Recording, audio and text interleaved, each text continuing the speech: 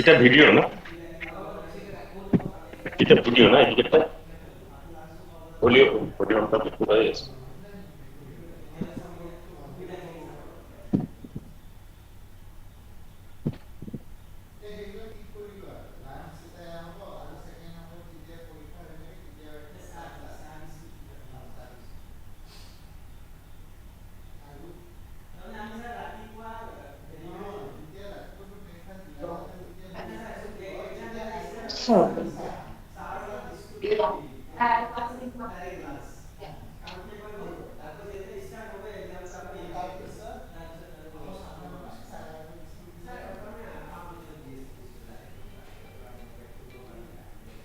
Hello,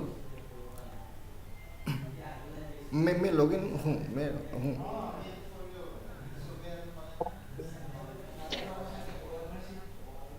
Swapnali Bhattacharya यहाँ पे तो ओके, स्वप्नाली भट्टाचार्य एक मिनट नहीं दिख रहा है।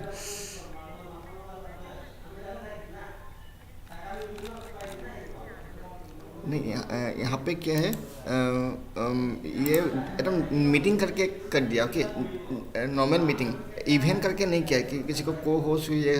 मैंने anyone in everyone, everybody can speak, everybody can, but you can mute and unmute. Okay, madam.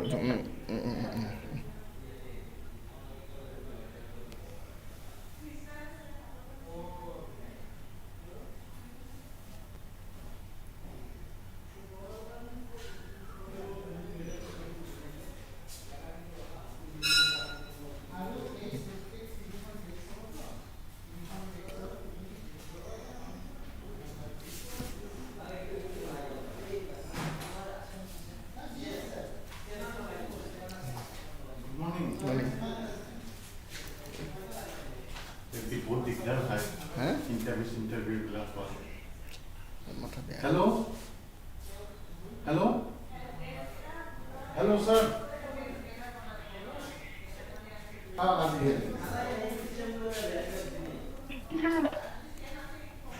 Phone কৰি মাতিব লাগে ইন্টাৰভিউ। কিহৰ ইণ্টাৰভিউ আছে? আমাৰ PhD আজি ক'ত হ'ব? সেমিনাৰ হ'ব। আমাৰ চেমিনাৰ হ'ব। মই চাৰেতি আহি বহিব আৰু বাকী মই গম পাইছা নহয়। মই গালি খালেও মই ভাল হ'লেতো মোৰ নাম নাই। ভাল হ'লে ইয়াত একো নাম নাই, কিন্তু বেয়া হ'লে একদম গালি পাবলৈ বহুত। খালি লাষ্ট টাইমত ডাটা লাগে ক'লে আমি আগতে কৈছোঁ না, লাষ্ট টাইমত মোৰ এতিয়া আলহী আহি পাইছে ঘৰত মাংস খাবলৈ আনিব লাগে। হাহাকাৰ মই মানে ছাৰক গালি দিয়া নিচিনা এদিন আগত ক'ব লাগিব।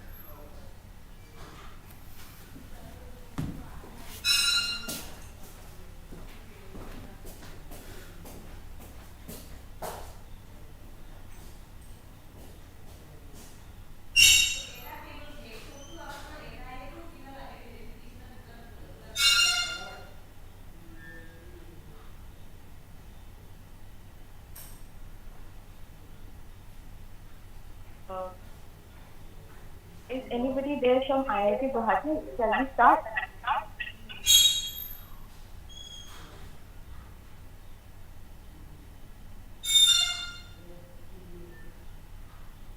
Hello, anybody there from IIT Guwahati? Ma'am, can we start? Hi, yes. A very good morning to everyone.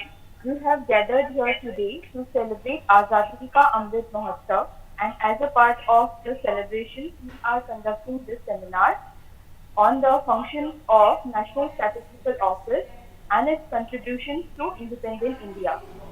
Now, to start today's session, I would like to invite Srimati Swapnali Bhattacharya Ma'am, Deputy Director General, National Statistical Office, Field Operations Division, Regional Office Guwahati, to present the welcome speech. Over to you, ma'am.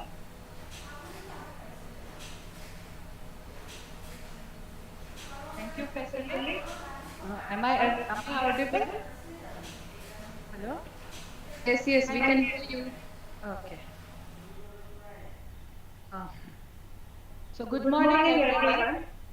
Respected Respected Sri Sri Karsing Kalsing sir, sir, ADG Northeast Zone, NSO FOD, Professor Sukanya Sharma, Professor and Head of Department of Humanities and Social Sciences, IIT Guwahati, Professor Rashri Bedmata, Professor, Department of HSS, IIT Guwahati, and other distinguished experts, resource persons, and my dear friends and colleagues. It's an honor and privilege for me to welcome everyone on behalf of Field Operations Division, National Statistical Organization, National Statistical Office, Ministry of Statistics and Program Implementation, Government of India, to this webinar on functions of NSO and its contribution to independent India, organized by NSO FOD RO Guwahati and co-hosted by Indian Institute of Technology Guwahati. This webinar is a humble attempt to join the celebration of Azadi Ka Amrit Mahotsav, which has been initiated by Government of India to celebrate and commemorate 75 years of independence of India and the glorious history of the culture and achievement of the people of India. The Mahotsav, as we all know, is dedicated to the people of India and the evolutionary journey since independence. NSO, as sample survey, national sample survey known during those days, has also started the journey very soon after independence in 1950 and have been continually assisting the planners and policymakers with precious data. Going by this, we can too proudly proclaim that we have been evolving along in the same lines. Means NSO has been evolving along the same lines as the evolution of our beloved country. This webinar will bring forth some important aspects which has been highlighted by NSS data through one of our esteemed data users, Indian Institute of Technology, Guwahati. Paucity of time and uncertainties involved during the pandemic held us back from making this wider and a bigger seminar. We hope to get an opportunity to do this some other time. I end here with a warm welcome to all the distinguished experts, resource persons, uh, seniors and colleagues of our ministry and also other ministries of Government of India, Department of Economics and Statistics, Government of Assam, and other DSS if they are able to join the seminar by now. And participants from IIT Guwahati, Assam University, Guwahati University, Cotton University, and participants from the colleges and all other participants. Please accept our appreciation for joining this webinar and making it a success. Thank you and Jai Hind. Over to you, Faisali. I'll go on mute now.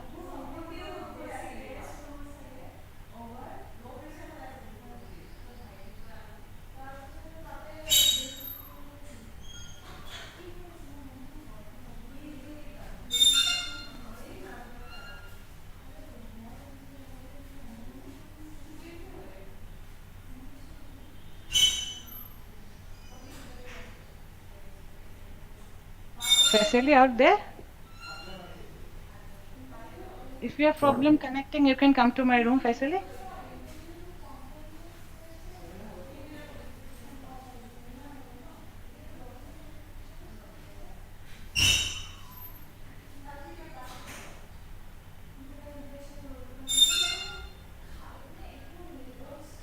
No, आता है meeting का देखो तो password मैंने दे दिया नहीं पता नहीं खत्म हो गया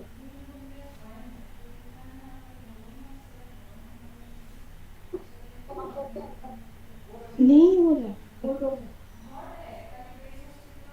चेक करो इसको वापस आ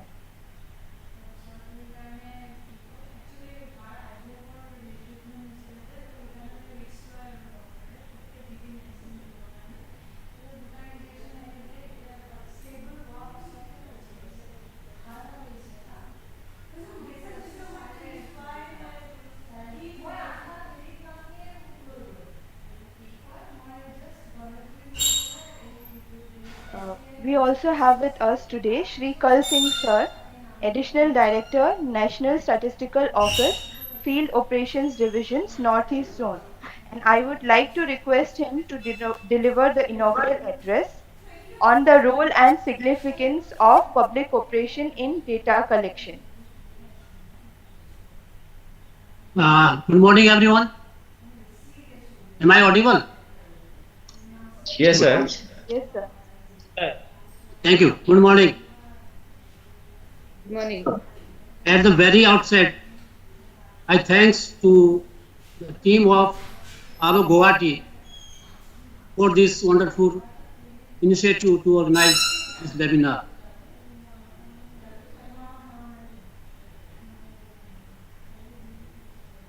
And functions of NSS and its contribution to independent India. And also thanks them for inviting me to be a part of this webinar. I also thanks the resource persons from IIT Guwahati, Professor Sukanya Sharma, Professor Rajashri, Research Scholar Smriti, and Ms. Nainaki for devoting their valuable time for this webinar. Azad Ka Amrit Mahotsav is an initiative of Government of India to celebrate 75 years of progressive India and the wonderful history of its people, culture and achievements. This Mahotsav is dedicated to the people of India who have not only been active in bringing India thus far in its evolutionary journey, but also hold within them the power and potential of to enable Prime Minister vision of activating India 2.0, fueled by the spirit of Atmanirbhar Bharat. I hope we all get benefit of this. I am to address on role of and significance of public cooperation in data collection. As in our Prime Minister word, we should be Sehbagi, means equal responsibility. Quality of data is primarily depend on the data collector and the informant. The data collector as well as the informant both are equally responsible in this case. As the data collector is a paid official, he is loyal to the employer and thereby linked to this job responsibility. But the informant has no such binding. So his or her information is fully depends on his and her moral loyalty to the nation. Until and unless he or she is not aware about the consequences of the data and loyal to the national building, we never expect a unbiased data. Thus, public coordination has a very significant role in data collection. How a data and information could be biased. Let us suppose we are collecting consumer expenditure data. We approach a household and the head of the household is a reputed person of the area. So when I ask about his monthly consumption expenditure, he will first think about his reputation and then respond to the question that I ask. Means his reply is biased to this reputation in the area. So though he is a good as an informant, but not a unbiased informant.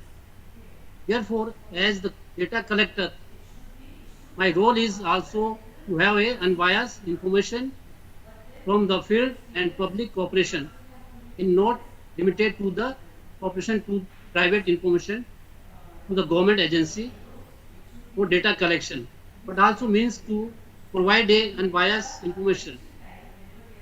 So we are also to think about how we would make the public unbiased while having information from him or her. With this, I thanks all the participants and the resource persons. Thank you. Wish a good day. Thank you.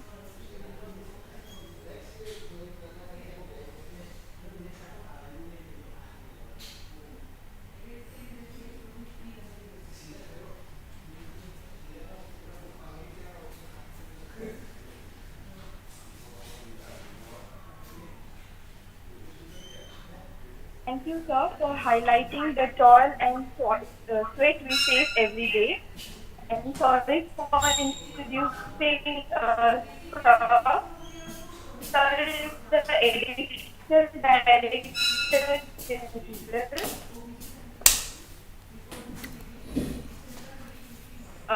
of National Statistical Institute. Now, I would like to welcome our next guest, Professor Sukanya Sharma, Head of Department of Humanities and Social Sciences, IIT Guwahati, and she will be enlightening us about the work carried out in the Department of Humanities and Social Sciences, IIT Guwahati, using NSS data. Over to you, ma'am. So can you all hear me? Yes, ma'am. Yeah, thank Yes, you. ma'am. Professor Sukanya is trying to join, but there is some problem on her end in the internet. She can see us all. That's the message Ma'am, she you are sent. not audible. Ma'am, this is Sapnali. You are not audible. You can't hear me? Hello?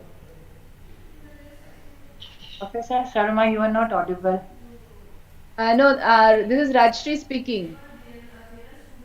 Can you hear me?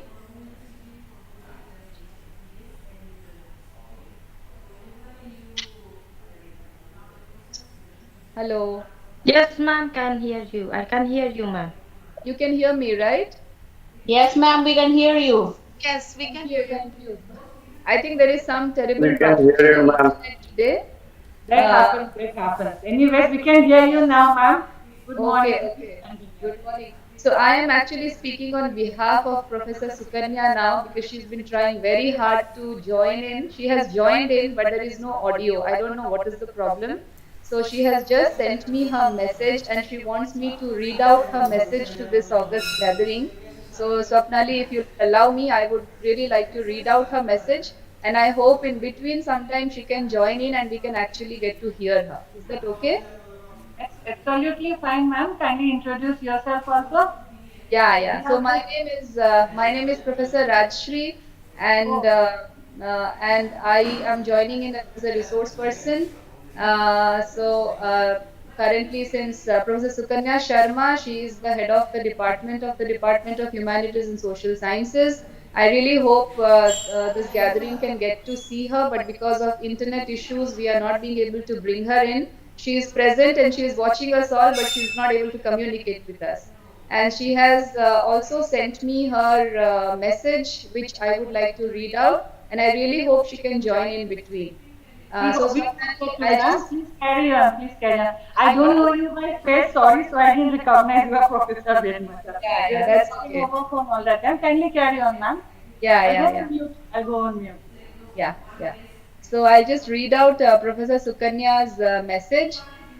She writes that respected Shri Kal Singh Ji, Additional Director General, National Statistical Office, Field Office Division, Northeast Zone, Srimati Swapnali Bhattacharya, Deputy Director General, NSO FOD Northeast Zone, my dear colleagues, research scholars, staff and students, and all the esteemed guests present for today's webinar. It is indeed a great pleasure for us to co-organize and co-host this webinar on functions of National Statistical Office and its contributions to independent India. The role of NSO in the nation building process cannot be overemphasized. Statistics and planning have played a very important role in India's development, and as a teaching research institute, we form an integral part of the process of data gathering, data analyzing, and research dissemination process. when Srimati Swapnali contacted me requesting for jointly organizing a webinar on the role of NSO in India's development as part of the Azadi Ka Amrit Mahotsav. I immediately agreed to the proposal as a large part of our social science research at the Department of Humanities and Social Sciences is aligned with the data disseminated by the NSO.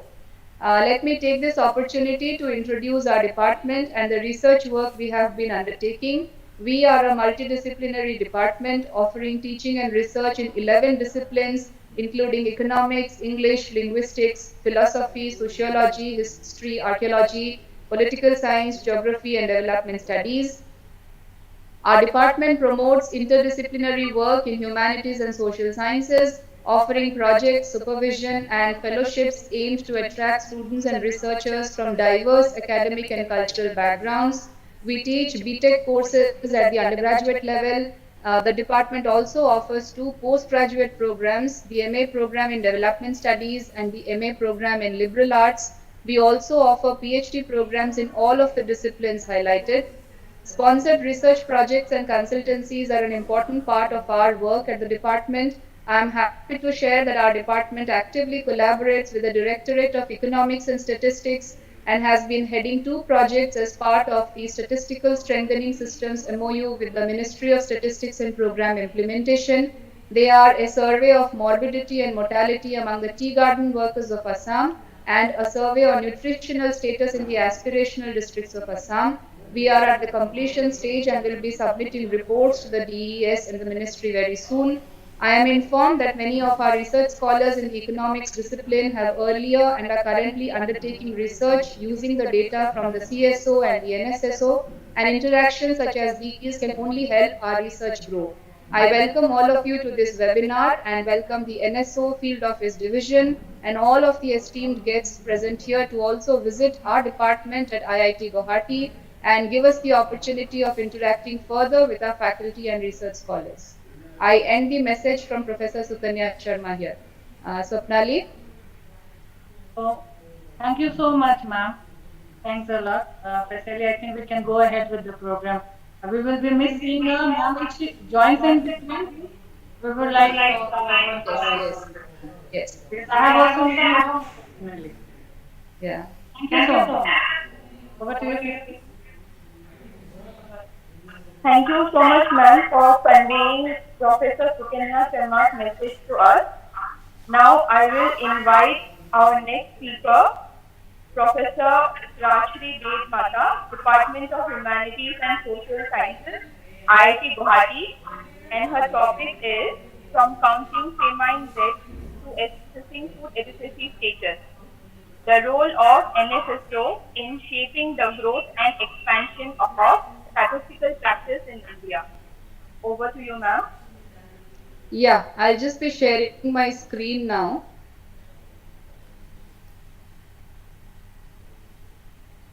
Yeah, is this visible? Yes, ma'am. Yes, it's visible. Yes, ma'am. And I'm still audible, right? Yes, ma'am. Yes, thank you so much. Thank you so much. Let me again introduce myself. I am a professor of economics at the Department of Humanities and Social Sciences. My name is Rajshri. And in this meeting today, we have a number of other faculty colleagues from our economics discipline and the Department of HSS as well. We have research scholars here. And I can see that we have a number of people from the government of Assam, from the NSO FOD, and it will be really nice if we could have a round of introduction maybe towards the end of this program. When Swapnali reached us to hold the webinar, we stepped in immediately, primarily because at the department we have been using the NSSO data for our research, both in terms of sponsored research projects and also the research scholars in the department working on the NSSO data.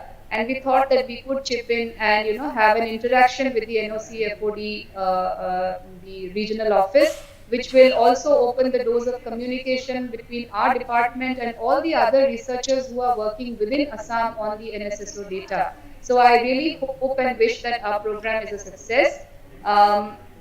So what I have put together is a talk on the contribution of NSSO to India's development, and I have put NSSO within brackets because I feel that the way post India's development, statistics and NSSO have more or less become synonymous in terms of its contribution to India's development. More particularly, I'll be focusing on the journey of Indian statistical system, so to say, from the time of counting famine mortality to the current status of where we have been engaging in collection of numerous data pertaining to socio-economic status of India and its states and so on and so forth. So I'll be focusing on the role of NSSO in expanding statistical practice in India. And later I will invite our research scholars from the department to share their studies as well. So let us see how it goes. Now, the pace and intensity of relationship between statistics and development, of course, has varied spatially and temporally. Many of us who have been introduced to statistics at the school level, at the college level, must have heard about this often quoted statement by Professor Mahalanobis that statistics is as old as statecraft. And indeed, it is so because statistics has been in use in India and in many other parts of the world, right from the time when administration, has in the form of any kind of administration that we have seen in development. In fact, I would like to begin with this quote by Professor Mahalanobis, wherein he says that the justification of statistics lies in the help it can give solving a problem. Its aim is to reach a decision on a probabilistic basis on available evidence. If the problem is one of theoretical nature, statistics supplies a valid method for drawing general conclusions from particular experience. And if the problem is a practical one, statistics supplies the basis for choosing a particular course of action in preference to other possible courses. I have also put the name of Deming on my introductory slide because I feel that Deming was basically an American engineer statistician, and I think he was to America's economy and statistics as Mahalanobis was to Indian planning and statistics. And in 1972, when Deming wrote a paper on PC Mahalanobis, and I think it was published in the American Statistician Journal in 1972. As early as 1972, Deming mentioned about the fact that no country developed, underdeveloped, or overdeveloped has such a wealth of information about its people as India has in respect of expenditures, savings, time lost through sickness, employment, unemployment, agricultural production, and industrial production. And I think this is a very significant remark and a comment coming from a stature from a person such as Deming, whose stature in statistics in American economy, whose sampling methods and techniques continue to be used in the Labor Bureau of Assam, is highly followed. It is it is in use even today. So I'll begin with these quotations on my slide. And also when Deming is referring to the role, to the amount of information that India has, undoubtedly NSSO, the Census of India, the NSSO and the CSO have a very important role to play in providing this wealth of information that India takes pride for. Now, very briefly, I'll just give a little bit of, not without going into too much of history, because Mahalanobis himself and other statisticians of the stature of Godambe and Haldane and others have also referred to chronicles of how statistics was used in India in the historical times. There have been accounts of King Bhangasura in the Indian epic Mahabharata, where the concept of probability was used to count the number of leaves and fruits in two branches of a tree. Similar accounts of the use of theory of probability are also found. The earliest literary references we have is of the use of statistical methods in daily administration, such as the Arthashastra, which mentions about accounting of number of households, cultivators, ownership of agricultural fields, and land revenue.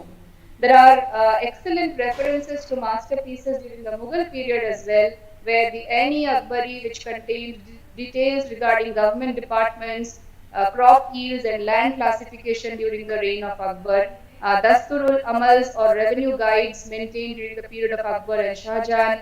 We had chronicles of statistics maintained during Aurangzeb's period, and many other such information mainly relating to land and general administration.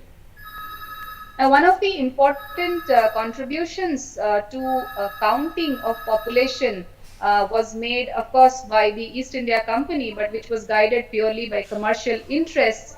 And since land revenue was one of the important sources of revenue collection, it made sense for them to evolve a system of statistical evaluation based on timely and proper surveys. So it would not be wrong to say that the colonial period in India was the harbinger of various forms of social and economic changes which had not been seen in the Indian historical firmament. And one such survey was carried out by Francis Buchanan, which is highly referred to in Indian historical studies, which was carried out over a period of 7 years from 1807 to 1815 in eastern India on proportions of families by different levels of consumption, data on utilization of land, as well as the economic position of farmers, rents paid by farmers, and data on manufacturing, which are all very noteworthy. But let me come to quickly to the journey of NSSO from the time of counting of famine mortality that has been recorded by none other than Mahalanobis and also Ramakrishna Mukherjee, Ambika Ghosh, who were some of the pioneers who used counting during famine mortality. And I think this is one of the discussions that younger scholars such as ours who are currently undertaking research based upon NSSO data may not have studied but need to know. So a discussion on the role of statistics in containing famines warrants immediate attention, given that this is by far the greatest achievements of Indian democracy. And the efforts for this had actually started way before the Indian independence.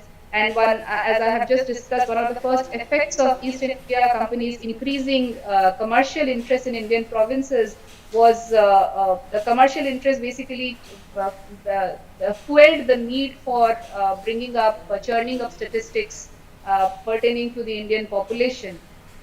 So historical documents on Indian famines has shown that the period from the 1830s to the 1880s saw the maximum number of famine deaths due to large-scale famine mortality. And there have been various attempts to study famine mortality by complete enumeration of the population. And one of the first such census enumerations of population was brought out in 1871-72 based on field reports by British officials, which was carried out throughout the 1860s. Now,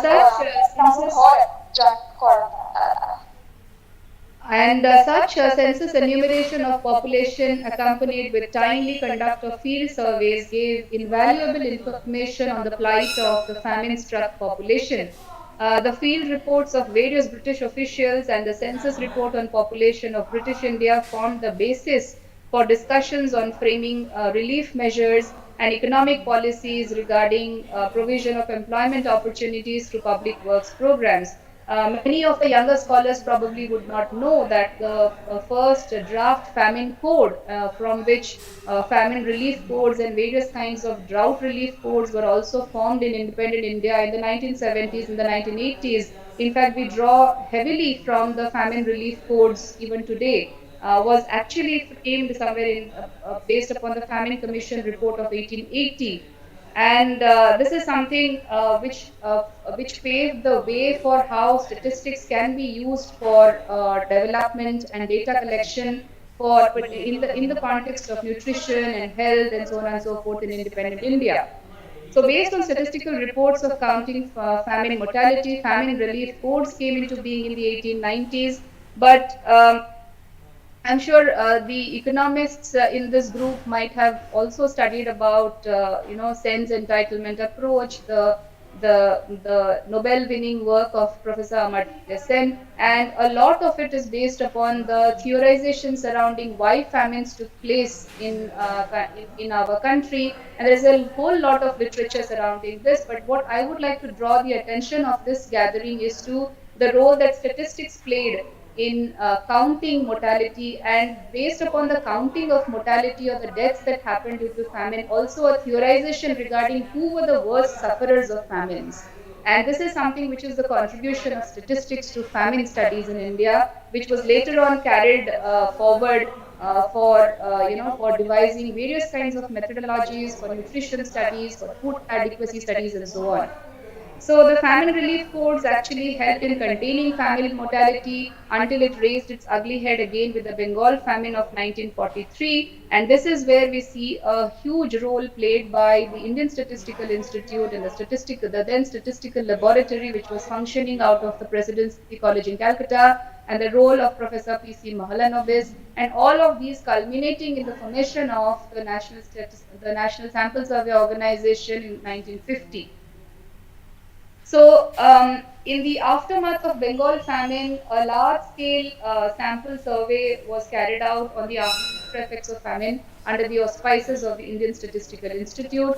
A detailed survey on socioeconomic conditions of households in the whole of Bengal was carried out. There is an excellent paper by Mahalanobis, Mukherjee, and Ghosh, 1946, which I will just highlight in some time.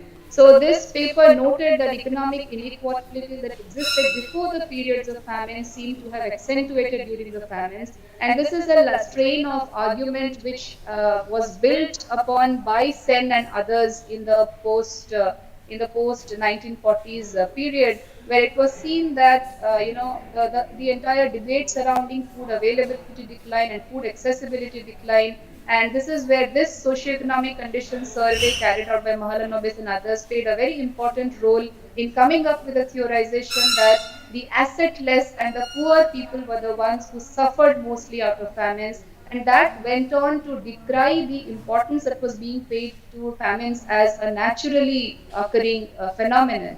And it is this quotation from the by Professor from Mahalanobis and others papers, which is very important, that the famine of 1943 was thus not an accident like an earthquake, but the culmination of economic changes which were going on even in normal times. And and work such as this started bringing to the fore the importance of why we need to lay emphasis on surveys of socioeconomic conditions of people, and how categorization of population by different income groups, categorization of population by different occupation groups, etc., can shed a lot of light on who are the worst sufferers of an event such as famine, and where should policy emphasis be on. This is the paper that I was talking about, which appeared in Sankhya, the Indian Journal of Statistics, in 1946. It was titled A Sample Survey of After Effects of the Bengal Famine of 1943. And I decided to flash this paper so as to draw the attention of younger scholars, particularly, to the objectives of research work such as this. In fact, I would like to highlight the first 2 points of the preface to this paper, which reads that the present report is being published with two objects in view, because because we are looking at a time, we are trying to understand a time where National Sample Survey Organization did not exist, the National Statistical Office did not exist, the CSO did not exist. We had some amount of Census of India operations on, but this was also the time when it was hard on the part of people to understand the importance of sample surveys. Sample surveys as a unique experiment had yet not begun, and that was the that's the importance of the role played by researchers such as giants like Mahalanobis and Ramakrishna Mukherjee and others, that we have to acknowledge and understand. So so just to draw your attention to the two objectives that this paper laid out. One, to give a concrete idea of the economic background and the Bengal famine of 1943 and its after effects. And number two, to indicate the kind of results which can be obtained by socio-economic inquiries carried out with the method of sample surveys. These were the two important objectives of this paper, and this is a path-breaking paper in terms of institutionalizing statistical systems within India. These are the precursors to the kind of surveys that we study these days, the kind of data that we use these days for analysis and so on. I have also put on the right-hand side of the slide two important extracts, which tells us the importance of work such as this. The present inquiry had to be carried out under, this is what Mahalanobis and Mukherjee and Ambika Ghosh write, that the present inquiry had to be carried out under great difficulties caused by lack of adequate financial support. It is hoped, however, that the results discussed in this report would enable government and the interested public to judge how far such inquiries are likely to be useful in practice. The paper further reads, the senior author, Professor Mahalanobis, has been advocating. This was the style of writing of papers then. Of course, these days we have moved forward into we keep using I quite a lot. In the earlier times, we did not use I too much. So the paper reads, the senior author, Professor Mahalanobis, has been advocating for some considerable time the organization of a comprehensive multi-purpose sample survey scheme in Bengal, which would be in operation throughout the year. Once this is done, it would be possible to collect information not only about acreage, rate of yield, and total production of important crops in each season, but also about various economic and demographic factors such as cattle, cultivation methods and implements, drainage and irrigation, rural unemployment, indebtedness, village crafts and industries, road and transport, marketing, prices, cost of living, patterns of consumption, literacy, public health, epidemics, diseases, birth and death rates, growth of population, and also if desired changes in the institutional dividend in the infrastructural dividend in the national dividend, I'm sorry, of the rural sector. This also gives you a sense of the amount of planning that went on before the institutionalization of statistics in the form of a national sample survey organization.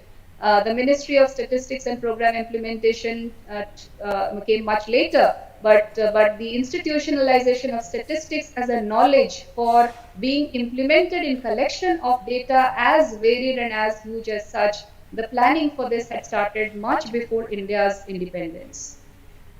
Okay, moving on.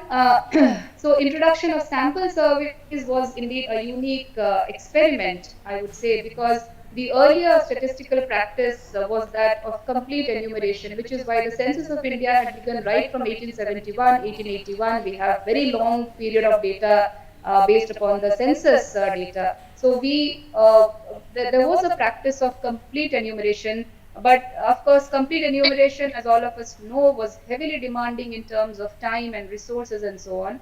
And it is at this juncture that statistical science in the noble hands of Professor Mahalanobis came up with an innovative method of sampling to generate estimates, which ensured less use of resources and accurate results. And sample surveys are perhaps the greatest contribution to food statistics, employment statistics in India today.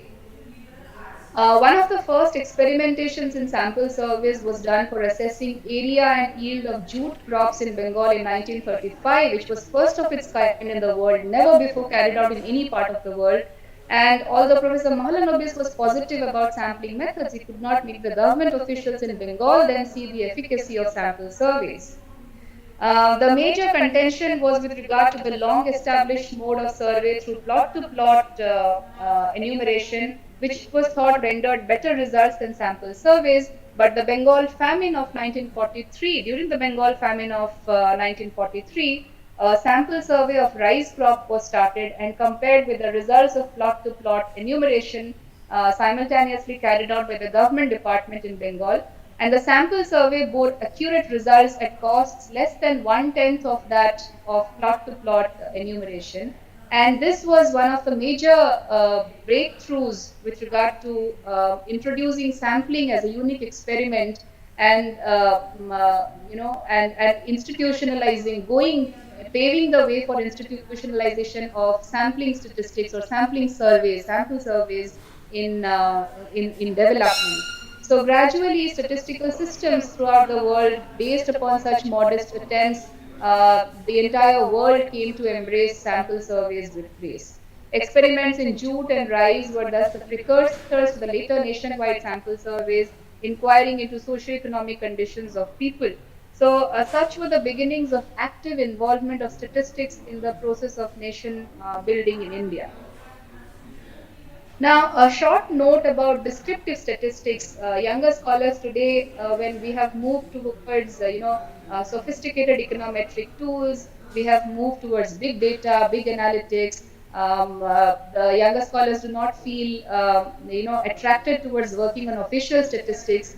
But Mahalanobis and others have, Professor C.R. Rao and others have laid a great deal of emphasis on how much descriptive statistics can tell us. So the role of descriptive statistics in establishing statistical relationship through free observation in India's development process is immense. And one such example is in the domain of floods. During the floods in the Brahmani River in Odisha in 1926, an expert committee of engineers were appointed by the government of India who concluded that the cause of floods was rise in the riverbed, but Mahalanobis, through simple statistical correlation between rainfall in the catchment area and rise in river water, showed that the real reason behind floods was heavy rains in the catchment areas. Similar studies were also done in North Bengal, which together with various other studies on River Mahanadi in Odisha formed the basis for the Hirakud hydroelectric project and the Damodar Valley multi-purpose hydroelectric project in India. This is not to downright the importance of sophistication in econometrics, but to make the point that the amount of data that we have within the statistical system in India today, thanks to the NSSO and the CSO and various other statistical data sources that we have, the rural labor inquiry, the agriculture labor inquiry, and so on and so forth, the amount of information that we have just on the basis of descriptive statistics and free relationship, we can establish a law, we can say a law. And that is something that needs to come back. And, I would, through this platform, urge the younger scholars to also start putting emphasis on this, laying emphasis on this.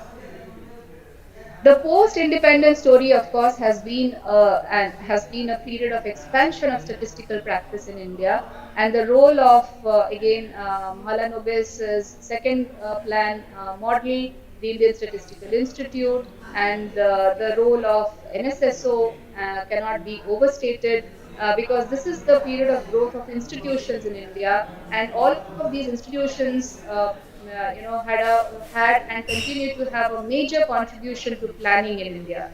The National Income Committee was formed under the chairmanship of Professor Malanobis, which was recognized for the need for setting up institutions to meet, which recognized the need for setting up institutions to meet the needs of information and planning. And we had various kinds of institutions come up during the entire period of 1950s and 60s and the 70s, which provided a strong grounding and a basis for how data needs to be studied, how data needs to be gathered, how they need to be stored, and how they need to be analyzed. And there is a lot of literature in this area, which I think scholars can depend on today. The formation of agencies such as NSSO and CSO were feathers in the cap of the Indian statistical system. The second plan, prepared by Mahalanobis based on a statistical model, gave equal importance to consumer and producer goods industries, and there was emphasis on rapid development of heavy machinery, heavy electrical, steel, and non-ferrous metals, equal emphasis on village and cottage industries, increasing supply of fertilizers, pesticides, machineries, and equipment for agriculture. Okay, now let me draw your attention to the humble beginnings of this. So far, what I have done is to give you a broad overview about statistics and development and institutionalization of statistics through establishment of institutions such as NSSO and others. I haven't even started speaking about the census. In fact, the census of India and the NSSO have a strong correlation with each other, because because a lot of the NSS regions classification that we continue to have in NSSO today draws heavily from the census categorization of villages, census villages, revenue villages, and so on and so forth. But the role of census in the building up of NSSO can also not be ignored. But let me throw a little bit of light on the humble beginnings of NSSO. The NSSO, which started in 1950, was largely the brainchild of Professor Malanobis, and the idea of an NSSO was incubated and nurtured at the Indian Statistical Institute, which itself had a humble beginning as statistical laboratory in the Presidency College of Calcutta. And the statistical laboratory grew into the ISI in 1931, focusing on applications of statistics in several areas of scientific and socioeconomic research. There are numerous areas of research in ISI. And this is something that many people do not know about, which I had personally heard from Professor C.R. Rao when he came to ISI for a lecture on the idea behind not forming departments but units within ISI. You have social sciences units, you have sociological research unit, you have psychometry research unit, you have populations research unit, population studies unit, and so on, because all of these, they are not departments but they are units of a whole, which was Indian Statistical Institute. So all the talk about interdisciplinary research that we have today, the roots of interdisciplinary research were actually already laid in the 1930s by the Indian Statistical Institute, where the focus was on what was on integrating all the sciences and the social sciences and ensuring the use of statistics in all of these disciplines for building on India's development. Nevertheless, the first round of NSSO survey, I think, needs mention. It took place from October 1950 to March 1951, and on various heads: general household particulars, agriculture and livestock, household industry, craft and trade, services and financial operations, household consumer expenditure, land utilization survey, and so on. So the ground for laying for collection of statistical data on all of these socioeconomic heads that we as social science researchers work on was laid in 1950, 1951. But remember that during this period, in the first three rounds, we did not have a NSS region level classification. That classification was still not worked out. One of the important contributions of the first round of NSSO survey was a schedule for collecting data on rural retail prices and wages for certain types of manual labor. And the results of this survey was published in the manual named Agriculture Labor in India and under the Labor Bureau, Department of Labor and Employment, Government of India. So all of these different departments started working in tandem for the first time. And this is also one of the important, we often talk about convergence of departments, convergence. There's a lot of talk with regard to that there's no convergence between different departments, but statistics was one of the discipline which actually ensured convergence between different departments by providing data. And this is also something that needs mention and needs highlighting. Today, these reports are published in the name of Rural Labor Inquiry. There are many people in our department as well who are working on Rural Labor Inquiry reports. The CSO was set up in 1951, which represents the core of the statistical system. There's a large body of data which is provided by the CSO, National Income Accounts, Annual Survey of Industries, and so on and so forth. Now, Malanobis gave this talk in the third Pakistan Statistical Conference in 1956, which I thought I should flash at this point. While there has been various kinds of development as far as the statistical system is concerned, there has also been a lot of emphasis, there has also been a lot of waste of resources in terms of data collection and data presentation. And this is something that I think needs, in a gathering of researchers and field office division officials, I think it needs mention that the emphasis that Mahalanobis was putting on simplicity. So he had made this point that in underdeveloped countries there is a special danger of wasting effort and money in collecting statistics in imitation of more advanced countries of the world. And some of the information which are regularly collected in Western countries because of social and economic needs within their own socio-economic framework serve no useful purpose for a country like India. And in such cases, I would unhesitatingly refrain from collecting them. There is also a danger of wasting money in statistical processing and publications of lavish but meaningless type in imitation of more advanced countries. It is not necessary to use, for example, large colored charts or very expensive printing in publications meant for the use of statisticians. I am referring to such seemingly trivial points because I have seen much waste of money in such matters in India.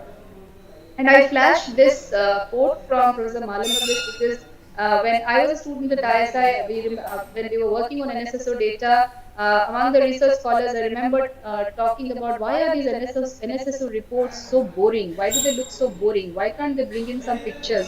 It's so difficult to, sift through pages and pages of data. And then we were pointed out to a quote by our professors saying that, the principle, the spirit based upon which these reports are printed and disseminated is data and data alone, and data for development alone. The point of NSSO reports is not exhibition, but providing, modest amount of data for nation building purpose. And that was a very big takeaway as a student, and I carry that learning with me while I am a teacher currently. Okay, so moving on, there are various coverage areas as far as NSSO is concerned. I have highlighted this just to, open up this discussion and give a sense of where we are when we are talking about the contribution of NSO to India's development. NSSO survey coverage has been on household surveys on socioeconomic subjects, land holding, livestock, agriculture, establishment surveys and enterprise surveys and village surveys. There are also ad hoc surveys and pilot inquiries for meteorological studies, small and medium irrigation projects, rural electrification, railway travel, employment, unemployment, construction activities, and so on and so forth. Now, also remember that NSSO's emphasis was mostly on rural India, and that was for obvious reasons because we were largely rural. We continue to be largely rural today, but in the 1950s, when the statistical practice enlarged, we were very rural, and therefore the focus was on rural rounds. Slowly, I think the transition to urban studies are also happening. I think we have people from the FOD, and they are the best people to throw light on this, and we might learn something from them here.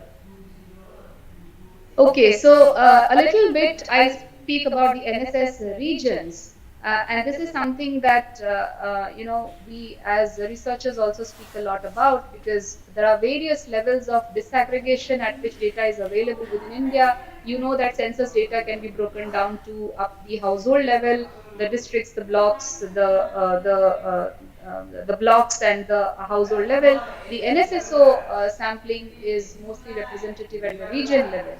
And what are these regions really? And there's a lot of discussion currently on with regard to uh, uh, the um, the relevance of NSS region classification, because when district level data, or district is one of the important disaggregation level at which all kinds of policy making also happens, right? So, and this is also something I would be interested to hear from the FOD on the relevance of NSS regions. But what are NSS regions? Basically, these are hierarchical domains of study below the level of states and union territories. As I had mentioned earlier, that during the first three rounds of NSSO, no regions were formed. From the 4th to 10th and 13th to 15th rounds, there were 52 natural divisions of 1951 population census, which were groups of districts having similar geographical features and population densities, and they were treated as regions. I have seen some papers which mentions about agroecological zone classification, but I am not sure at this stage because I have not read in any of the NSSO reports where NSS region classifications are made based upon agroecological zone classifications. But yes, they were initially made based upon similar geographical features and population densities. Then again, the NSO people can throw some light on this. In some rounds, subject-oriented regions were also formed. During the 11th and 12th rounds, 39 regions were formed for agricultural labor inquiry by combining 75 ALE zones formed by the Labor Bureau. And this kept on changing, but gradually it was felt to have fixed set of regions so that region-wise data might be used for construction of time series. And in 1965, 64 regions were formed in consultation with various central ministries. But currently, since the 44th round, we have 78 NSS regions. However, I may not be updated on this. My research scholars can throw some light if we have more NSS regions. But my knowledge from, I think we still continue to have 78 NSS regions. I'm not sure about it. The NSS unit records until 1998, the unit record data from the NSS was not available to the public. and this restricted considerably the wider use of surveys by researchers. Very few studies were therefore based on the NSS data right up till the 1990s. But since the government of India made the NSS unit record data retrospectively from the 38th round available in the public domain, and since then the number of researchers using data to address issues of health, nutrition, schooling, disability, industry, manufacturing, etc., has increased. Poverty and unemployment remain the top two issues that are explored by researchers with the NSSO data. I'll just end my talk now with flashing the about consumer expenditure surveys and the employment unemployment rounds. No, they have not responded properly. They have just given me a very vague answer that it will take 4 5 days. It will take 4 5 days. You just see my call logs from your this one. How many times I have called? Let me just see.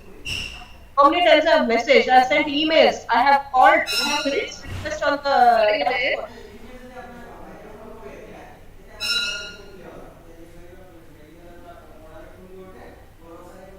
Rubul, are you there?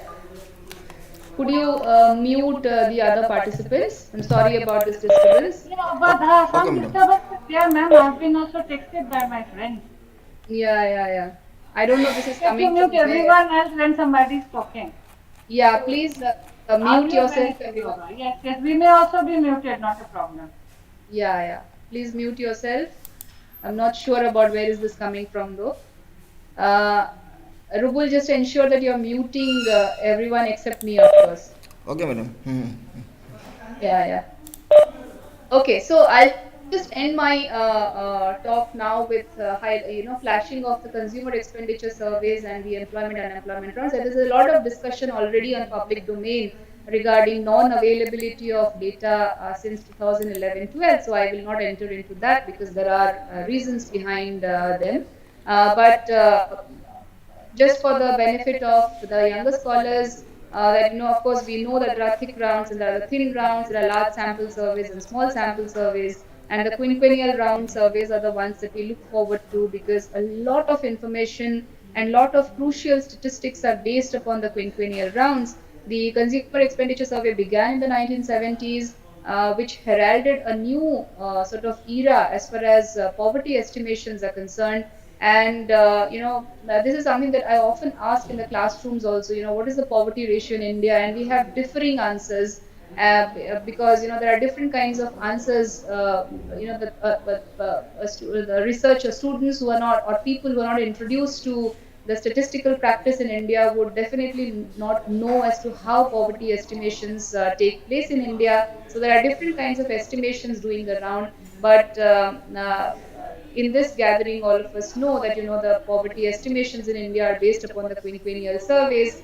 And since 1972-73, therefore, we have comparable estimates with regard to how poverty scenario in India has changed.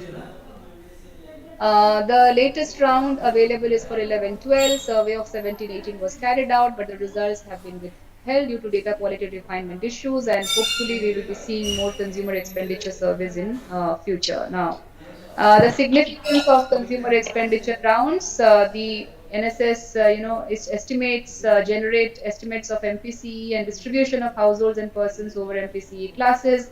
It is designed to collect information regarding expenditure on consumption of goods and services consumed by the households. It is also used for rebasing of the GDP and other macroeconomic indicators. A lot of comparisons that we make internationally with respect to $2 a day or $1 a day poverty lines are also based upon the calculations that NSSO provides us from its quinquennial rounds of consumer expenditure. Employment unemployment surveys, I will not go too much into it, but just to give you a sense of the fact that it also began from the ninth round of 1955. However, it was only from the 32nd round that it formally became part of the national quinquennial household surveys of the NSSO. And although there are various sources of data that provide information on economic activities such as Census of India, National Commission of Labor, ASI, and so on, NSS EUS continues to be one of the reliable sources. And since 2017-18, we have the periodic labor force survey data based on which we can estimate employment unemployment scenarios. And our research scholar from the department, Ms. Mridusmita, will be speaking more on this. I think with this, Swapnali, I'll end my introductory talk, and we can take a few questions if it's okay with you, or we can move on to our next speaker also.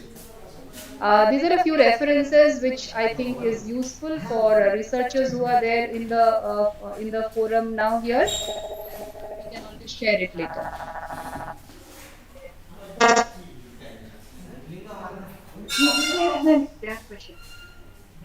are questions. Let's wait for some questions, Faisali. Will they raise their hand? Somebody is watching that you're in, ma'am? Hello?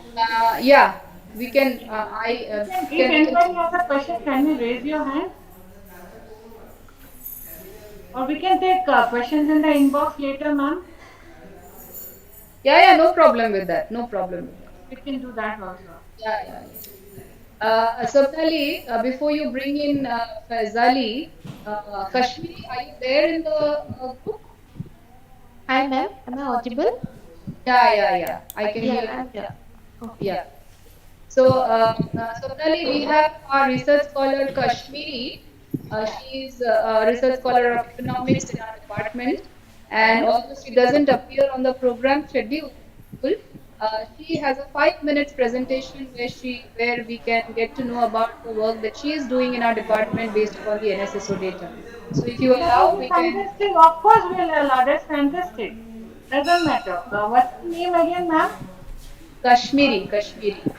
And, Ma'am? and, and before Kashmiri can come in, I can see our head of the department, Sukanya, here. Join. Sukanya is here. This is Professor So Sukanya nice. Sharma. Let us have Yes. ma'am have say a few words. Yeah. Yeah. First, sincere apologies. In fact, for what happened. Severe internet problem. I just could not get the connection, but I thought I must come in for 2 minutes at least to thank NSSO for giving us this opportunity because we have been partners for very long, as Rashri has put that up very clearly in her talk, but without realizing that we have been doing work together. So it's for the first time that this opportunity has come, and it was very difficult for me when I realized that I just was not able to talk. I could see everybody. I couldn't hear and I couldn't talk. There was some audio problem. I would just like to, say that a warm welcome. Sorry, late, but would like to thank very much respected Shri Karl Singh Ji, Additional Director, General National Statistical Office, Northeast Zone, from the Field Office Division, and also Madam Swapnali Bhattacharya, Deputy Director General, NSO Northeast Zone, for making this possible. We will continue this, and take it forward. We are a department of 11 disciplines using NSSO data in different type of research. Since NSSO is the only organization in India which actually provides a socio-cultural profile of the society. So that's particularly important for us. We are, all the time dealing with society, talking about humanities and social sciences. And I'm sure, the exposure that our students have had today, and also the type of connections that we have been able to establish, we will be able to, take it forward, go a long way, and, continue this association. And thank you. And again, sincere apologies for this very late entry. And I hope all this for the whole day goes well, and all the best, and also congratulations to all the participants. Thank you so much. Nice to finally see face Professor. I know, finally. Thank you. Yeah. Over to Faisali.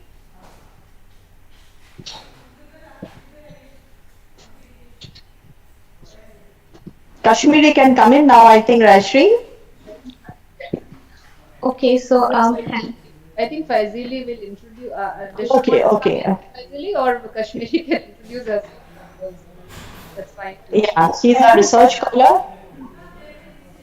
Uh, Hi everyone, I'm Kashmiri. Actually, my video is not working, so if it's okay if I just share my slide and talk. Yeah.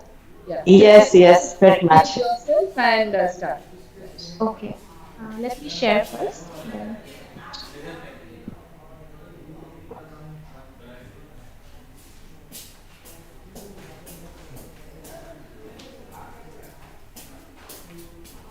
just give me a minute. I'm just scrolling. Yeah, yeah. Till you are taking your time, Kashmir, I Yeah, think yeah, Faisal has something to say. Later go yeah, ahead. yeah, sure. Yeah. Take your time, by that time you get your work done. Okay, sure. Thank you. Thank you, Professor Sukanya Sharma, Head of Department of Humanities and Social Sciences, IIT Guwahati. Thank you so much, ma'am, for joining us despite facing so many technical issues. I would also like to thank Professor Rajvi Bedmata for such an informative speech. And now I will hand over to Ms. Kashmiri for her speech. Thank you so much. My name is Kashmiri Das, and I am a research scholar in the Department of Humanities and Social Sciences, IIT Guwahati. So, I am basically working on rural employment in India, which is my research area. So, talking about the National Sample Survey Organization, it was first established in the year 1950, and it is the largest organization responsible for conducting sample survey at the all India level. Its area of data collection it varies. On from various household surveys like on various aspects like socio-economic, land holding size, agriculture and enterprise surveys. Therefore, it covers a wide range of subjects which are extremely useful for policy and program implementation. So the advantages of NSSO data that I have personally felt after using and using this data is that these data are freely available from MOSPI and ICSSR. Therefore, it's very student friendly. Then it covers almost all the states of India, which is very rare to find in other surveys.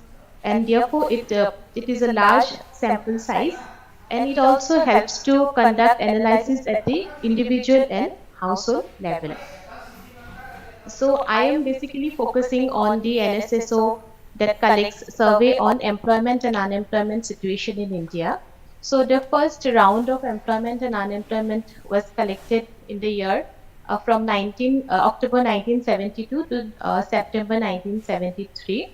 Till now, there are 9 comprehensive surveys on employment and unemployment, and the latest one was in 2011-12, that is the 68 round.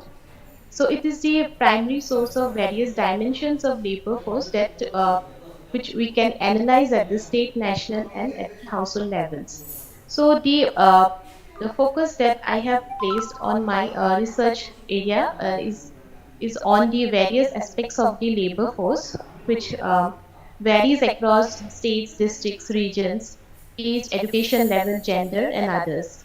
The industry it also differentiates the activity status of an individual based on which industry he is working or what occupation he or she is engaged in and at which status, like whether he is working at for the entire year or his current weekly or daily status. Moreover, these surveys are available after every 5 years. So I have particularly focused on 6 rounds, 3 rounds of this NSSO employment unemployment data, that is the 61st round, 66 and 68 round.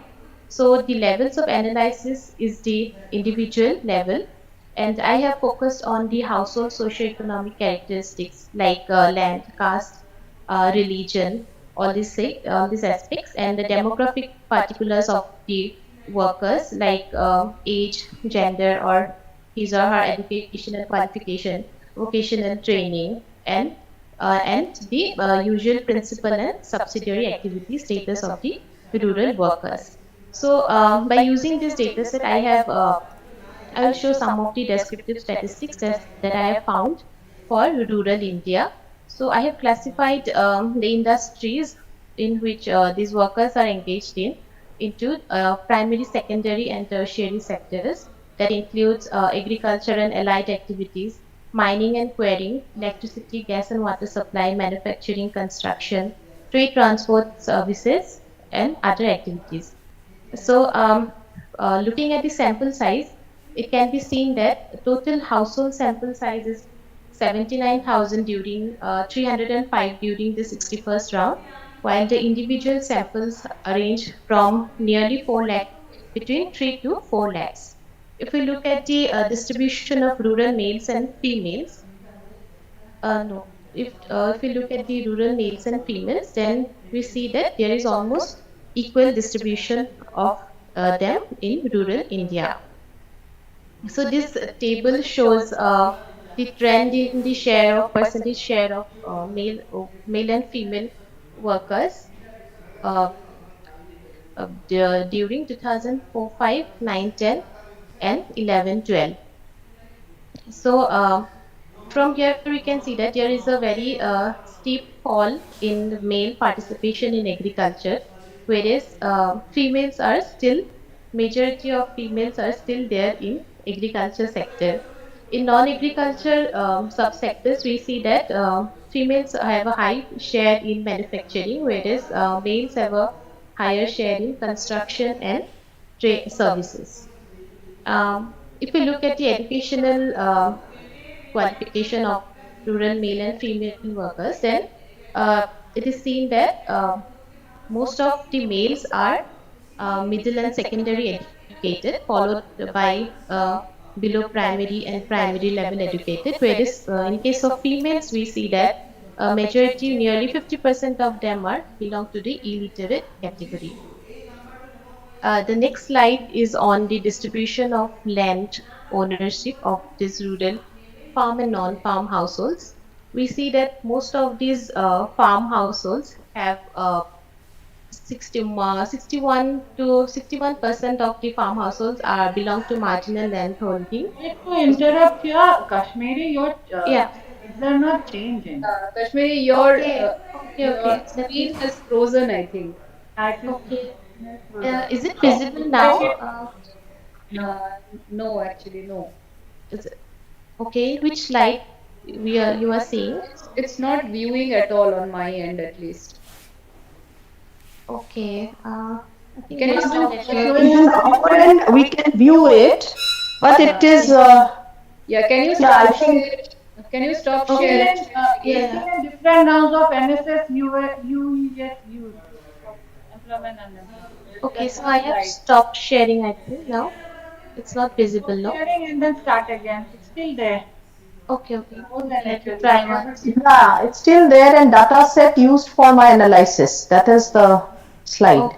I think That we today there is cannot a, see. yeah, there is How an is it internet moving? issue. That we cannot see. That's only up to you guys. Right? We cannot see it. Okay. Oh, we can see it. But you should We are lucky cancel now. it and try it again. Yeah. Let me Try it try again. once. Because the slide will make us understand better whatever you are saying. Okay. Um,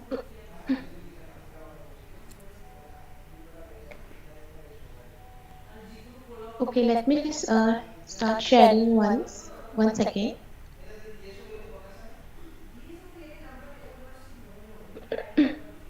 Is it visible now? Okay. Not yet, not yet.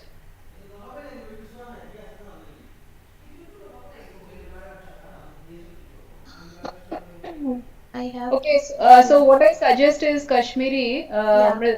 Swapnali, if it's okay with you, maybe we can bring in Kashmiri after some time, after Mridusmita's talk is over, so the rest of the slides Not she an can issue. show. Not an issue. We can go on. Actually, ma'am, I'm almost done. I have just one slide left, so let me just say in one. Just summarize Oh yeah. maybe.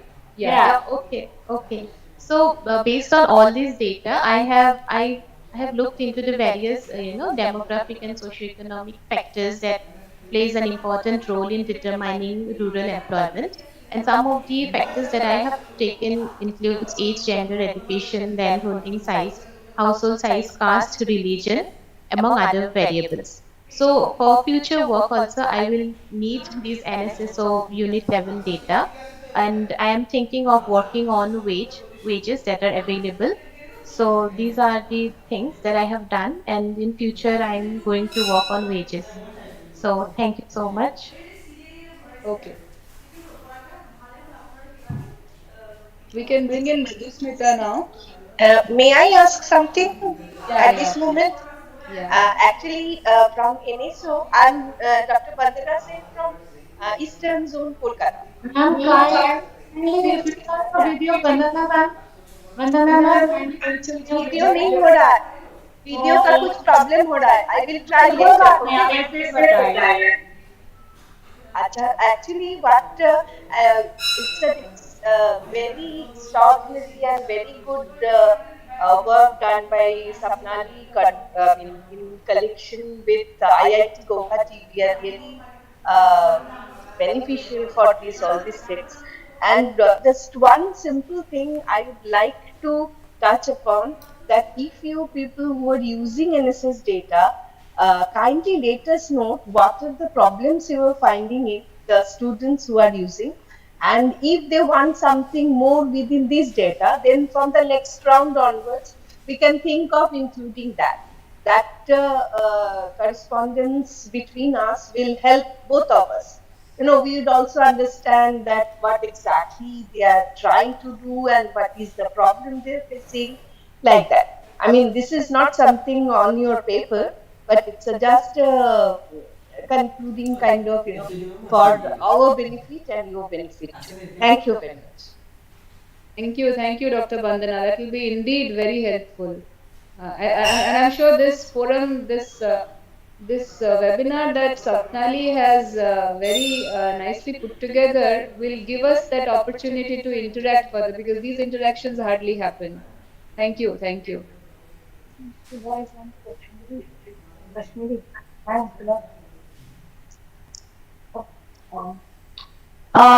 Just if I can come in, Yeah, Sukanya. Swapnali, yeah, in line with what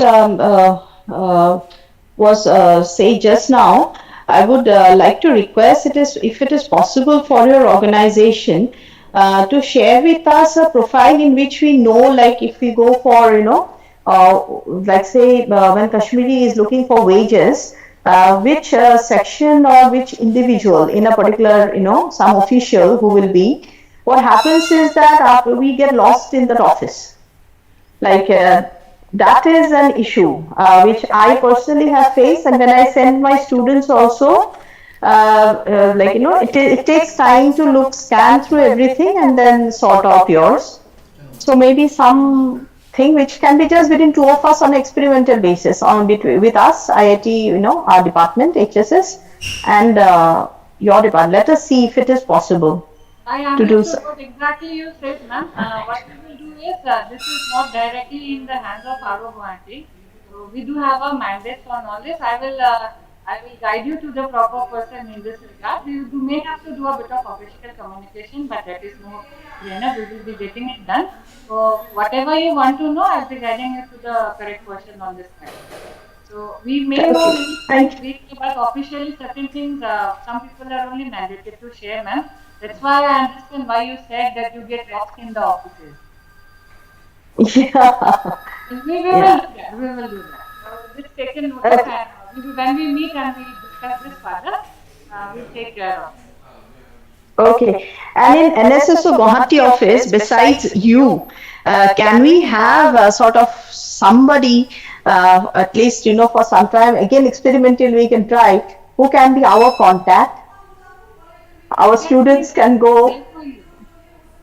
As a Okay. state capital arrowhead, even for areas not under my purview, I am supposedly the first point of contact for all of you. In some way or the Okay. other. I don't know, but I still don't understand it much myself. But you can always let me know whatever you want. I know Dr. Vandana Sen personally, because we have worked together for a long time. And adjacent offices in Calcutta, people know each other very well. So whatever you want to know, I think I believe I can guide you in the proper to the proper person. Not a problem. Okay. So you will not consider it sort of, in between official work. No, no, no, no, no, not like Okay. that. Okay. Yeah. Yeah. Fine. If Yeah. you want Yeah. expertise information or data or something, ma'am, I may not be the correct person to give it to you. We have to come through some official channels, which I'll let you know later. Okay, fine. Thank you. Thank you, ma'am.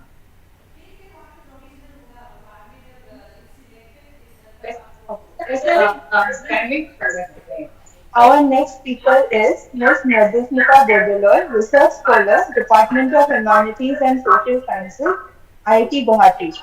And her topic is Female Labour Force Participation Rate.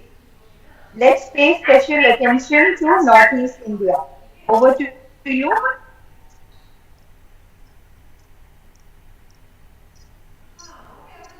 Rusmita, you're muted. Yes, sorry. Thank you very much. I'll just share my screen.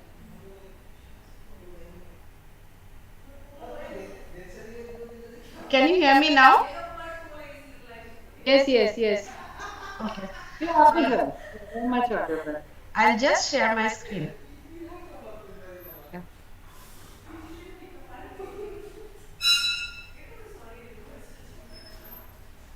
Can you all see the screen? Yes, yes, we can see it. You can go full screen. Sure. Is it visible? Yes, yes, go on. So yes, thank you very much and good morning to you all. I'm really honored to be part of today's August gathering. And as Rashmi ma'am and Kashmiri has already shared, we as research scholars at IIT Guwahati, we have been using NSSO, various rounds of NSSO surveys for a long time. And as part of our research at IIT, we have also been using the labor surveys under NSSO, or we also call them as employment unemployment surveys in the past, and just to understand various aspects of India's labor market. And as part of today's discussion, I'm going to share some of the findings or some of the insights based on the work that we have done so far. And especially for today's discussion, I'd like to focus on the northeastern region of India and the labor market scenario here. Just before I get into the findings, as it's been already said, that NSSO has been conducting these quinquennial surveys on employment and unemployment. When I say quinquennial surveys, it means that these surveys are very large-scale surveys, representatives or representative at the state level, at the all India level, and also at the regional level. And those happen in every 5 years, 5 to 6 years. The first one was 70s. And the last quinquennial survey was conducted in 2011-12. And till that time, NSSO labor surveys were known as employment unemployment surveys. In short, EUS surveys. So the last round was the 68th round in 2011-12. And after that, there was a lot of discussion. I mean, even before that also, there was a lot of discussion about how important is to have labor market statistics on a yearly basis, because these statistics or these labor market scenarios change so frequently over months, over or on a yearly basis, that it is extremely important to understand how things change every year. So and then various rounds of discussions happened over these 5-6 years, and in 2017-18. It was the whole sampling design was renewed, and then it was introduced as something called PLFS, which is periodic labor force surveys. So PLFS is important because it gave us two major insights. One is the PLFS labor surveys data at the overall level, including rural and urban areas, is more or less comparable with the earlier quinquennial surveys. So if I want to understand the annual labor market scenario, I can compare the PLFS data with the earlier EUS data. At the same time, in the PLFS surveys, the urban sample of the survey is actually revisited. So it is like panel data. The same households are revisited again and again, so that you can actually understand the seasonal variation or labor migration in a quarterly basis. Although it is not done for the rural sample, but for the urban data, we can from 17-18 onwards, we can actually track how things have changed every quarter in the urban areas. So in that sense also, PLFS is extremely important. Um, I would also like to say that, just mention it broadly in the beginning that, one important aspect of India's labor market is income, or what we call annual household income, because as we know that there can be different types of occupations within a household, and it is not possible to just take one occupation and then understand the entire household income. So income surveys, we as we all understand, are complex surveys. So then what we have in the PLFS is some kind of income data is captured, but the entire annual household income data currently is not captured. What we capture is income and wage data based on current weekly status. As Kashmiri has already mentioned, labor market surveys actually collect information for the latest week, for each day in the latest week, and for the usual status, which is majority of the time in a year. So we have some kind of income and wage data based on the current weekly status, but not the entire income data. Similarly, just another thing I wanted to highlight is that, as also Dr. Stein had mentioned, that we also need to understand how we can actually get even more detailed and better information in future. So in that sense, although NSSO collects certain data on social protection of the workers, or social security of the workers from the employer side, currently don't have social protection or access to social protection for those who are self-employed, because then they are not linked to a permanent employer. Therefore, the whole social security aspect for those who are self-employed is currently not captured. But otherwise, it is very, very comprehensive with a lot of indicators that are captured and which are very useful for our research purpose. Um, so, why I mean, we know that understanding labor market in itself is extremely important, but for today's discussion and sharing today's insights, I just wanted to give a backdrop of why we are focusing on the northeastern region and why it is a unique labor market. As we all know that the 8 states comprising of the northeastern region, in short NER, it is unique because of various reasons. We have a lot of cultural diversity. We have a wide range of tribal population also, and geographically also certain states are have difficult terrains. And then also over the last many years, if we compare many other states of the country, the pace of growth of the industries or the service sector has been relatively slower, and also the kind of natural calamities that this region faces is huge, especially the floods, the earthquakes, etc. So all of this makes the labor market of the NER region, very, very unique.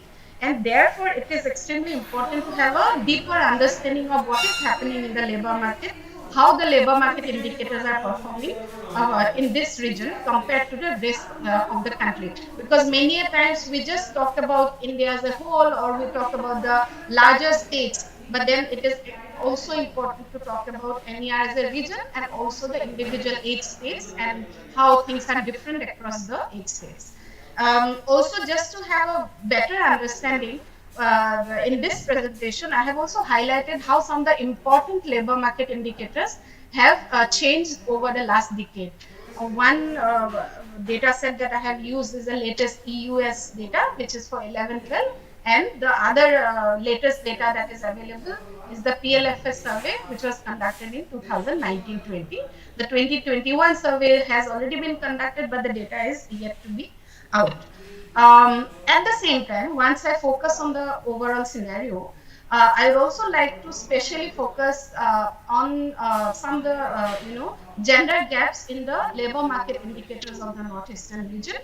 It is also important because we read and we know, and I myself is from Assam. I have studied in Assam, so it is there's a general perception that gender equality is relatively better in the northeastern region. And one important aspect of gender equality is full and productive employment. And NSSO data gives us that option to look at the employment and the income aspects for both males and females, wherein we can actually look at the gender gap in these aspects and the nature of work. So I would also like to focus on that aspect. This is how I have broadly structured my presentation. I'd like to first, highlight some of the most important or most commonly used indicators to understand a labor market. One is labor force participation rate. The other is work population ratio. Basically, when we say LFPR, it means that of the total population in a certain area, how many people are either working or looking for some work. So both are included in LFPR. When we talk about WPR, it means that of the total population in a region, how many people are actually working. So one is workers, one is laborers, which includes working as well as unemployed or those looking for some work. After that, I'd like to focus on the overall unemployment scenario, and then I'll go into the gender gap in the labor market. And then related to that, I'd like to also share with you how is the labor market structure as it is currently and how it has changed over time. And also like to focus a little bit on the access to social security by those who are employed. First of all, as I said, I'd just like to give an overview of the labor market participation in the northeastern region in comparison to the rest of the country. So as you can see, in 2019-20, labor force participation rate in the northeastern region was 52%. That means that of the entire, and also this is in the working age group, which is in the 15 to 59 years age group. So that means of every 100 people in this age group, 52% were either working or looking for some work. In comparison to NER, the same number for the rest of India, excluding NER, was 57%, which was 5 percentage points higher. Again, if we compare the change over time, you can see that both for All India as well as for NER, this indicator has actually gone down. So the value has actually declined. So, but the decline in NER is little bit steeper compared to the rest of the country. So in NER, it has gone down from 56 to 52. For the rest of the country, it has gone down just by 1 percentage point, which is 58 to 57. So this is important for us to understand that for such an indicator, even 1 percentage point decline is huge. This is what the current scenario is. And then if we look at WPR, that means of the total population, how many are actually working? As you can see, for NER in 1920, 47% of the total population in this age group was working. Whereas for rest of India, the number was 54%. So in that sense, less than half of this working age group population was working for NER. And again, if you see the change over time, the decline in NER was slightly higher than the decline in this indicator for the rest of India. So overall, what it means is the labor market scenario based on these two most important indicators, LFPR and WPR, as we understand, has actually deteriorated for the entire country as well as for the northeastern region between 11-12 and 19-20.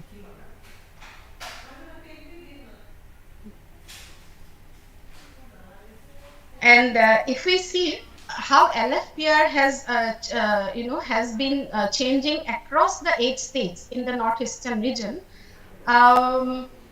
you see that Arunachal Pradesh, out of the 8 states, recorded the lowest LFPR in 2019-20 at 48%, followed by Assam.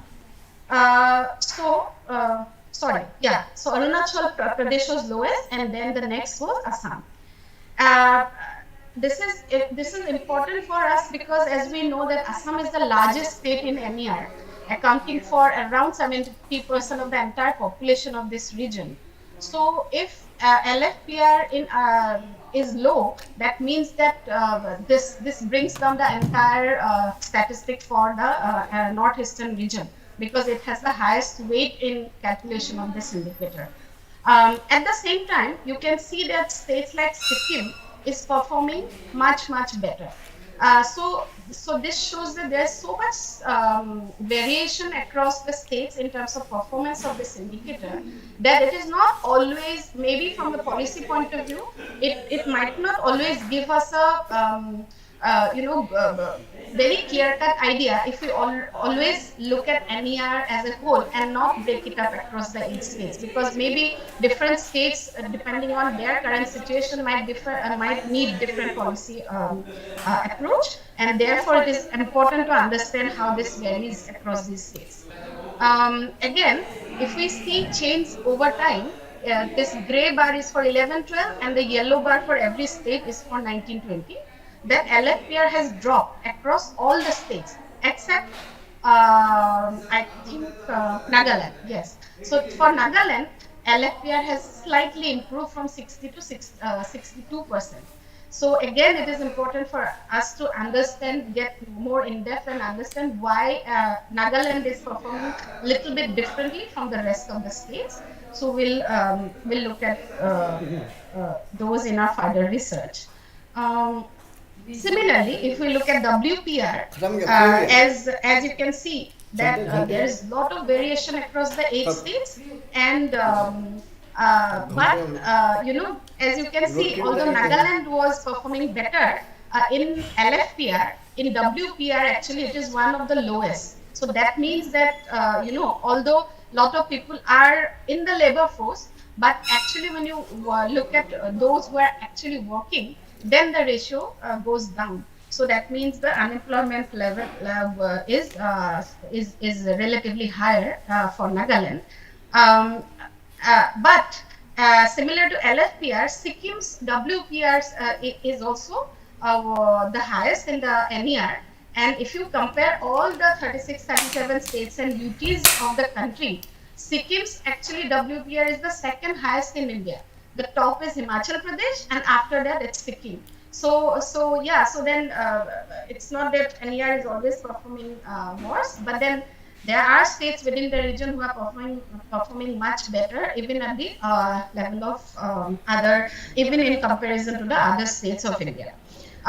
Similarly, as I said, so Arunachal is the second lowest, but the only state which is performing worse than Arunachal compared to all 36 states and UTs is Bihar.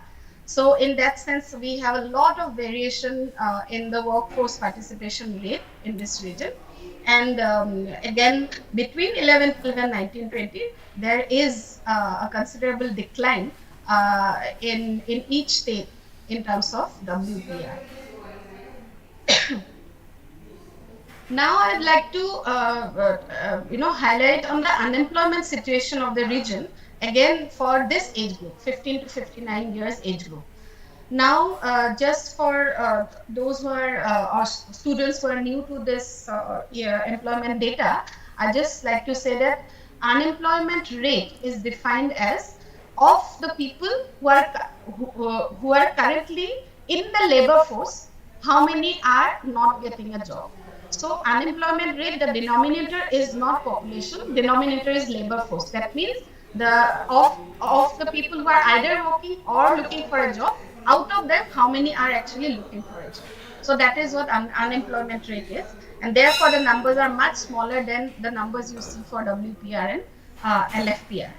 So as you can see, if we look at unemployment rate for the region as a whole, NER's unemployment rate is 8% in 1920, which is again gone up from 6% in 2011-12.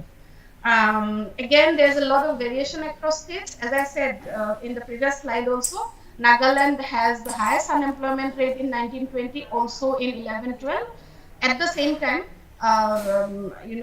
situation in Sikkim, Sikkim, Meghalaya are far better than the average of the region. Sikkim is the lowest at 2.4%, and then Meghalaya is only 2.8, and Tripura is slightly higher at 3.5%. But all of them are at a level which is lower than all India average or the rest of India, which is 5%. So then in that sense, again, there's a lot of variation. Now, if we look at NSSO data, for every person who is working, they actually ask about the type of employment. So whether the person is working as a self-employed person, or he or she is working as a regular salaried or regular wage earning person, or is the person working as casual laborers earning daily wages. And then the self-employed are again broadly divided into three types of self-employment. One is own account workers. That means that those who are working on their own without employing other people. Maybe they are working with one or two partners, but basically it's a small unit who are working on their own. For example, a consultant working on his or her own might come under this category. Employer means again self-employed, but that person might employ other people as employees. So that's the self-employed. And unpaid family worker means that they are working, they are contributing to their family enterprises, but they are not earning money individually into their hands. So the family as a whole is earning, or the enterprise as a whole is earning, but maybe they are not directly getting monthly or regular payment into their own hands as an individual. Regular salaried or wage employees are fairly clear, and as I said, casual laborers. Now, if you see the northeastern region in 2019-20, almost half, actually more than half if you consider the first three categories, unpaid, employer and own account worker. So more than half of the entire workforce is self-employed, which is a huge number. Only around 1/4, which is 26%, are working or earning money on a regular basis, and rest of 19% is working as casual laborers. So, so the fact that 46% are own account workers and 7.8% are unpaid family workers is actually highlighting the fact that there's a lot of uncertainty, vulnerability, or maybe lack of social security among the workers in India. And this is not true only for a northeastern region. If we look at all India data, it almost gives a similar picture. So around half of the entire workforce in India is actually working as self-employed, which has which also impacts the access to social protection, because for self-employed there's a lot of uncertainty as to whether they're protected, their employment is protected or not. So therefore it reflects high levels of informality in the labor market of the northeastern region. One thing, or maybe 2 points, which are in a way positive, is that unpaid family workers have declined over the last decade from 19% to 8%. At the same time, regular salaried workers have increased from 15% to 26%. So these are positive, definitely positive signs. But at the same time, again, it is not adequate, because still there's more than half are employed as, are working as self-employed. But the employer percentage is still till now less than 1%. So the own account worker and unpaid family workers are the ones who are most vulnerable in any labor market. So in that sense, there's still a long way to go. Just wanted to also give an overview about how the entire workforce in the northeastern region and in the individual states are distributed across the broad three industries.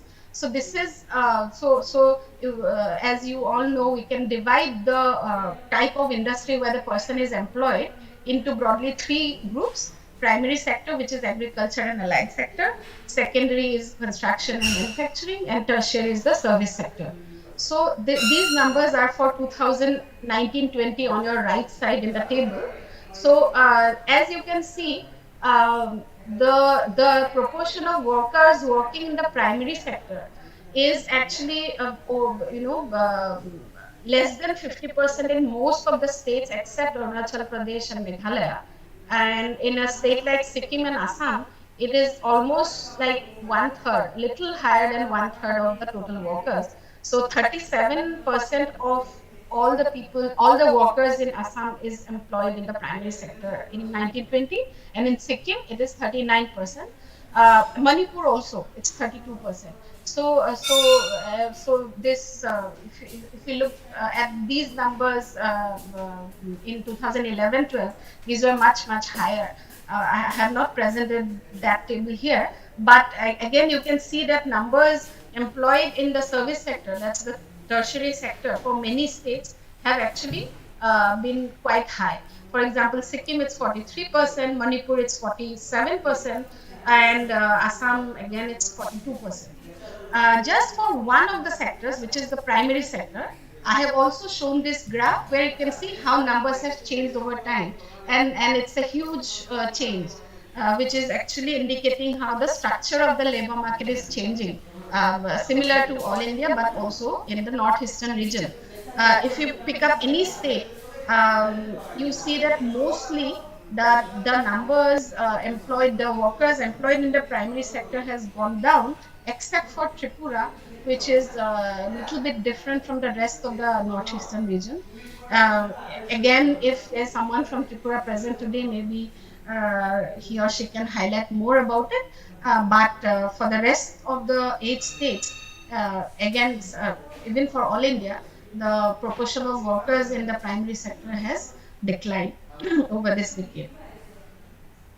Now I would like to, till now I have given you a broad overview of about some of the key labor market indicators in the northeastern region in comparison to the rest of the country. Now I'd like to,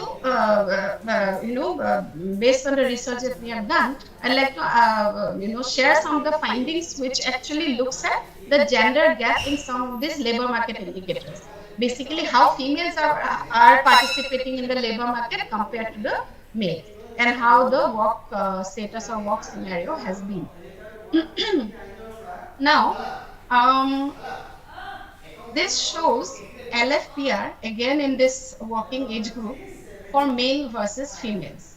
So as you can see in the northeastern region, compared to 80% of males who are in the labor force, only 23% of females are in the labor force. The same for the rest of the country is much higher. So for the rest of the country, 33% of the females are in the labor force. For males, the numbers are very similar, 80% in NER compared to 81% in the rest of the country. Similarly, if we look at WPR, that means those who are actually working, the difference between males and females in NER is 75% versus 20%. For the rest of the country is 77% versus 31%. So again, this shows that the gender gap in NER is actually considerably higher than the rest of the country, which is actually little bit different from the general perception that we have. Now, another important indicator is the unemployment rate. As you can see, unemployment rate for NER, these are all for 1920, was 7.4%, which in itself is very high compared to all India, which was only 5.5%. But for females, it is much higher, which is 12%, compared to 4.5% at the all India level. As you can see, the numbers for the rest of the country, again, much lower for females as compared to that for males. As so summarizing this slide, we can say that only 23% females have entered the labor force, only 20% females are in the workforce, and 12% is the female unemployment rate. Again, based on this finding, some of these numbers are also available in the All India NSSO report for 1920. It is extremely important for us to understand deeper as to why some of these aspects are as it is. Um, because I had shown the number for NER as a whole, again I wanted to show how these numbers vary across the different states. So for LFPR, as you can see, the difference between males and females, the green bar is for females, the blue bar is for males, and as you can see, for every state there's a huge gender gap in LFPR. Especially, I'd like to again highlight Assam because the gender gap seems to be highest in Assam, 82% versus 17%. So 17% of females in Assam is actually in the labor force compared to 82% of the males. Um, now, now this LFPR being low is an area of concern for the entire country, and NER situation is no different from rest of India. As we know that even for the rest of India, LFPR. So one aspect is low LFPR. The other aspect is LFPR has actually declined over time, which is even in macroeconomics or even in policy circles, it has been an area of research, area of major concern. But even for the northeastern region, as you can see, female LFPR has gone down between 1112 and 1920. Again, as you see the second bar in every state, the green bar is for 1920. So this shows how this has changed over time. And for most states, it has gone down. For some states, I think for Nagaland, it has slightly gone up by 1 percentage point. But for the rest of the 7 states, it has declined between 1112 and 1920. In some states, the decline is much steeper compared to the other states.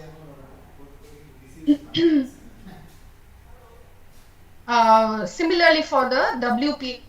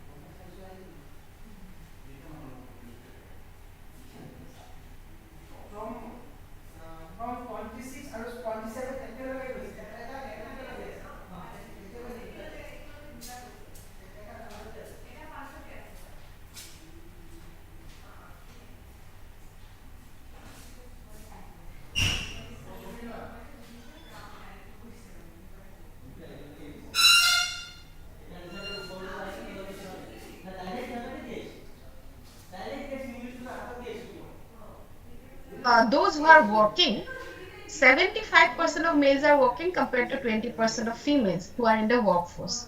Now because it's so low, we wanted to understand what are females doing, and therefore we created this graph. And then, as you can see, that a much higher proportion of females are doing domestic duties. So 45% are doing domestic duties only, and additional 16% are doing domestic duties, but along with that, they are involved in some free collection of goods, sewing, tailoring, weaving, etc.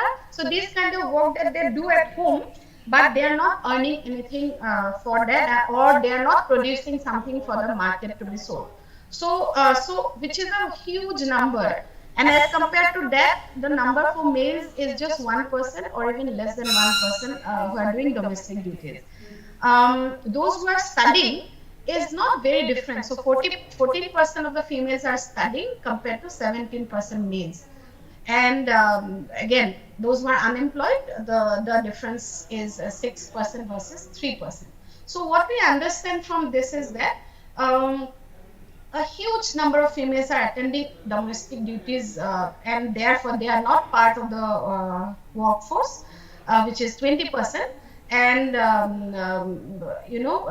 the situation is actually worse than the rest of the country. I have not put a similar graph here for the rest of the country, but I have quoted two statistics here. So for the rest of the country, 30% of women are working, compared to 20%, this yellow bar that you can see. Similarly, for the rest of the country, 53% of women are attending some kind of domestic duties, compared to 61% attending domestic duties in the northeastern region. So this gives us an overview of what females are doing. I mean, this question came up because we saw lower LFPR or WPR. Now, if we only compare this 20%, we wanted to understand how this 20% of the workers are distributed across different types of work. As I already had explained in an earlier slide, the type of work can be broadly divided into self-employed, salaried, and casual labors. This is a similar graph, but this gives you a breakup of males versus females. So as you can see, the trend, the blue bar versus the green bar, which is for females, the own account workers are actually much higher among males. So on the other hand, the regular salaried earners are relatively higher among females. But what is we need to an aspect that needs to be highlighted is that unpaid family workers are a much higher proportion among female workers than among male workers. Compared to 4% of total male workers who are working as unpaid family workers, 22% of the females are working as unpaid family workers. So that means that these are all considered as part of the workforce, but then almost 1/4 or little less than 1/4 of the females that are part of the workforce are not getting any income in their hands. And if we break this data further, we know that most of them are in the agriculture sector, and again a higher proportion of them are working as laborers in the household sector. So household enterprises, farms, etc. So so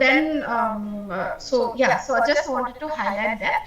And also, if you look at this data over time, we can see that the situation has actually changed slightly over time, but compared to the rest of the country, the situation is worse. Because the situation is worse for the rest of the country, because for rest of India, around 35% are working as unpaid family workers. So in that sense, in a relative sense, 22% is a better number, but for the rest of the country, it's 35%. Yeah. Now, again, I also wanted to highlight only for female workers, as I have already mentioned, how this situation has changed over time. So again, there are some positive changes. As you can see, unpaid family workers have actually declined overall from 43 to 22%. Again, regular salaried workers among females increased from 15 to 38%. There has always also been a decline in casual laborers, but self-employed own account workers have actually increased from 20 to 24%. So in that sense, there have been some positive changes over time. Ania. Uh, So again, I also wanted to show only for the female workforce how they are distributed across different industries. Now I have broken up the secondary and tertiary sector into uh, um, some more detail. So this is only for the rural areas in the northeastern region. So as you can see, again, there are certain industries where the proportion of female workers are relatively higher. If we leave aside the primary sector, which is the agriculture, forestry, and fishing, which still has the highest share of the female workers in the rural area, but from the other sectors, there are certain sectors like education, which has a relatively higher share of uh, the total female workers in the rural area. So states like Arunachal Pradesh, Assam, Manipur, and Tripura have around between 10 to 17% of the total female workers working in the education sector. And similarly, if we go to the urban areas, you see a totally different picture. This is the distribution of female workers only in the urban areas across the industries. So, as obviously the share of workers in the agriculture, forestry, and fishing sector is much lower in the urban areas. Wherever you see slightly higher numbers, they are basically the allied sector, agriculture and the allied sector, which are basically supporting the agriculture sector and not necessarily purely farming. However, again, even in the urban areas, the the industry where there is a relatively higher share of female workers is education, partly also wholesale and retail trade, and also in certain states the uh, manufacturing sector. So it shows that there's a lot of diversity in across states and across rural and urban in terms of the industries where females are employed. Um, I also wanted to look at employment across the occupation levels. So NSSO survey gives us this opportunity to actually look at employment across national occupation code, so NCO. Based on the occupation, I wanted to understand how males versus females are distributed across broader occupational levels. So as you can see, this is for 1920. There is a major difference between how males are distributed across different occupations versus how females are distributed across different occupations. If you think of the highest level of occupation as it is considered, which is basically managers, decision makers, senior officials, legislators, etc. Compared to 8% of the total male workers in this category, the female percentage is 4%. However, if you think of professionals, so this includes, that means those who have professional education, whether it's law, it's medical, engineering, etc., even account, CAs. So if you look at the share of professionals, the situation is totally opposite compared to the legislators and senior managers. So it's 4% males versus 8% females. What is important to highlight here is there are two areas where the share of females are much higher than the share of males. So one is technicians and associate professionals. That is how this category is defined. And the other one is elementary occupations. So this technician and associate professionals actually includes a lot of teaching professionals and technicians, etc. So in this category, 12% of the entire female workforce is employed compared to 5% of the entire male workforce. Similarly, elementary occupations are mainly the laborers working in the elementary occupations. So there, the share of males is 18% compared to 26% of the females. And of this 26%, majority, if we break this data further, we can see that majority is working the agricultural, fishery, and related areas. So these are basically laborers working in this area. So which is almost 1/4 of the total female workforce. Another area where we have a higher share, apart from the skilled agricultural fishery workers, that is clear. But also this service workers and market sales workers, etc., where we have 11% of the female workers. So this is how the occupational distribution varies across gender. Um, Also, only for females, I just wanted to show you how this occupational distribution has changed over time. So one point that clearly comes out is that those who are skilled or semi-skilled workers working in agricultural fishery sector has gone down drastically.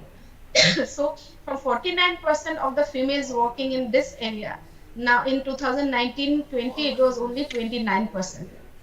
Similarly, areas where the share of females has gone up include professionals, so 4% to 8%, then technician and associated professional, most are in the education sector from 5 to 12%, and service workers and markets and sales workers from 6 to 11%. So I wanted to understand this how this steep decline in the skilled agricultural workers has translated into increases in the other occupations, which is clear from this table. Um, just quickly, I also wanted to show. Yes. Like, can I intervene for a small thing? Yes, please. So this period we were talking, whether you have checked that this Prime Minister, you know that skill, I forgot the name. ये जो skill वाला workshops हो रहा था government of India, whether they are responsible for this is increase.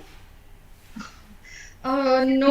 India, did you check that? I mean, in those particular villages, maybe these people have gone more into it because Guwahati suddenly has a dearth of housemaids. I'm from Guwahati. I've come to Guwahati after a long time. Now you have a dearth of housemaids and many drivers also, and there are rest pieces over here. It's because we now have acquired some skill, some sort of a skill, which is to do something else. I think this is how the things are more. And this is very interesting. I have noticed it myself before, not at the exhaustive way you are presenting, but somehow this has been there, like we walk around, we move around, you get to see all this up. You don't get a housemaid in Guwahati easily, compared to other adult classes. Maybe this is an interesting phenomena you guys should look into. Yeah, and also we collect data, we go to the field, but we don't do this type of analysis. So it's like an eye-opener for us also. Yes, true. And also we can look at the same table for every state in NER, because I'm sure the trend will be very different across the states. So that will also be useful to understand. And I think the reason for the trend may be looked into by you also. Well, it's not a part of our job. We have to be unemotional with the data. Yes. So, but at your point of, like where you are sitting today, you can have a research on this. It's my suggestion only. Sure. What your work really allows you to. Yes. Thank you so much. Right. So another aspect I wanted to also understand, because we have data in this aspect as well, is how the income levels vary for workers and how the income levels vary for males versus female workers. As I have mentioned in my first slide, that again, that is something that NSSO, or we can give a suggestion that maybe that can be incorporated in future, is that we can also collect, which is little bit exhaustive, but it will be, so I mean we can do more research once we have the entire annual household income, because currently the income data that is collected in the PLFS survey or earlier NSO is based on current weekly status. So if someone is actually working for most of the time but not working in that current week where the data is collected, maybe that person's income is not captured in some manner.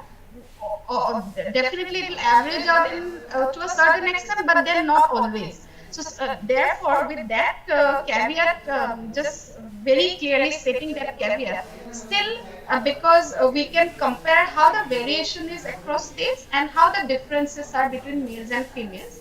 So again, as you can see, at the all India level, this is average monthly income for those who are working as regular salaried workers or regular wage earners, not the casual laborers. So those who are earning some money on a regular or monthly basis, for them, PLFS has collected this information, and these numbers are in rupees 1,000. So if you see this number on your extreme right as 19, that means 19,000. And this is again for this data was collected in the quarter April to June, the last quarter of 1920. So therefore, we also need to understand that COVID had hit India around March 2020. So maybe that also has an impact in some of these numbers. But still, broadly, we can compare and as you can see in states like Arunachal Pradesh, Meghalaya, which is Meghalaya, Tripura, and Assam, the gender gap in average regular salaried earnings of workers is much higher than in states like Sikkim. That share of the workforce who are working as casual workers, casual laborers. Only if we consider them, then this is basically their average daily wage, and these are as it is in rupees. So again, as you can see, there is gender gap in certain states, but in states like Manipur, Arunachal Pradesh, etc., this is slightly less. But in Assam, Meghalaya, etc., even Mizoram, the gender gap is slightly high. And then on your extreme right, you can see how the all India picture is. Um, so I have covered some of these major indicators of the labor market in the northeastern region. Another important point, which I wanted to highlight and which can be studied from the NSSO data, is the informality or the informality in the labor force. So we know that share of informal workers is also one of the key indicators that is tracked through sustainable development goals. And in India, NSSO is the only data source through which workers who are informal can be calculated. And it has most of the indicators as defined by the International Labour Organization, that defines how informality needs to be, I mean, the indicators that are required to measure informality. So in that sense, it is possible. So therefore, I thought I'll just present one aspect of informality, considering only the regular salaried workers. Also, there is a reason why I am not considering the entire workforce to measure informality in this slide. That is because the indicator that I am presenting here is not asked to every worker in the country, in the survey, because here I am talking about social security from the employer side. So those who can be linked with an employer, that means those who are regular salaried workers, whether they are getting any kind of social security from their employer side. This is what is presented in this slide.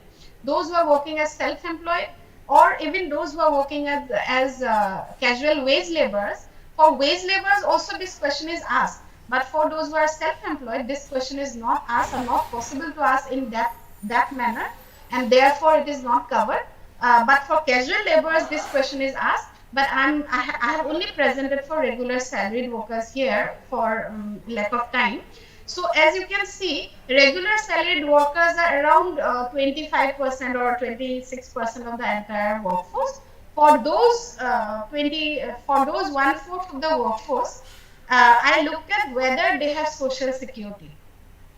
So for the northeastern region, 53% of the total regular salaried employees or workers have got social security from their employer. So when I say social security, it means either provident fund or pension or gratuity or health insurance or some kind of maternal benefit.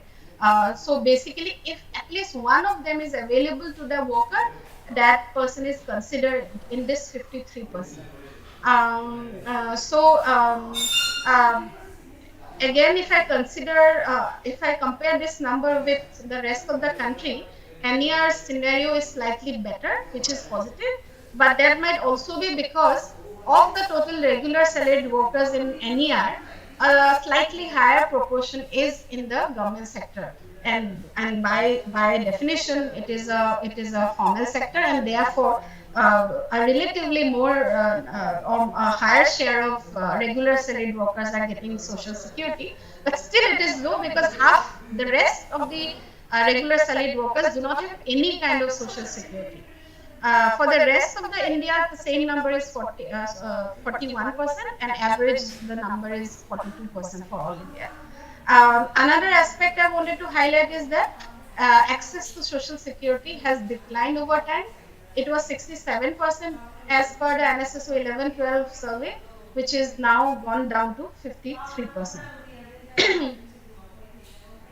Also, if we see the access to social security for salaried workers and how it varies between males and females, we can clearly see that the ratio, the proportion is slightly higher among males. So compared to 54% males that have access to some kind of social security, only half of the females have. So although this difference is not very huge, but still there's a gap.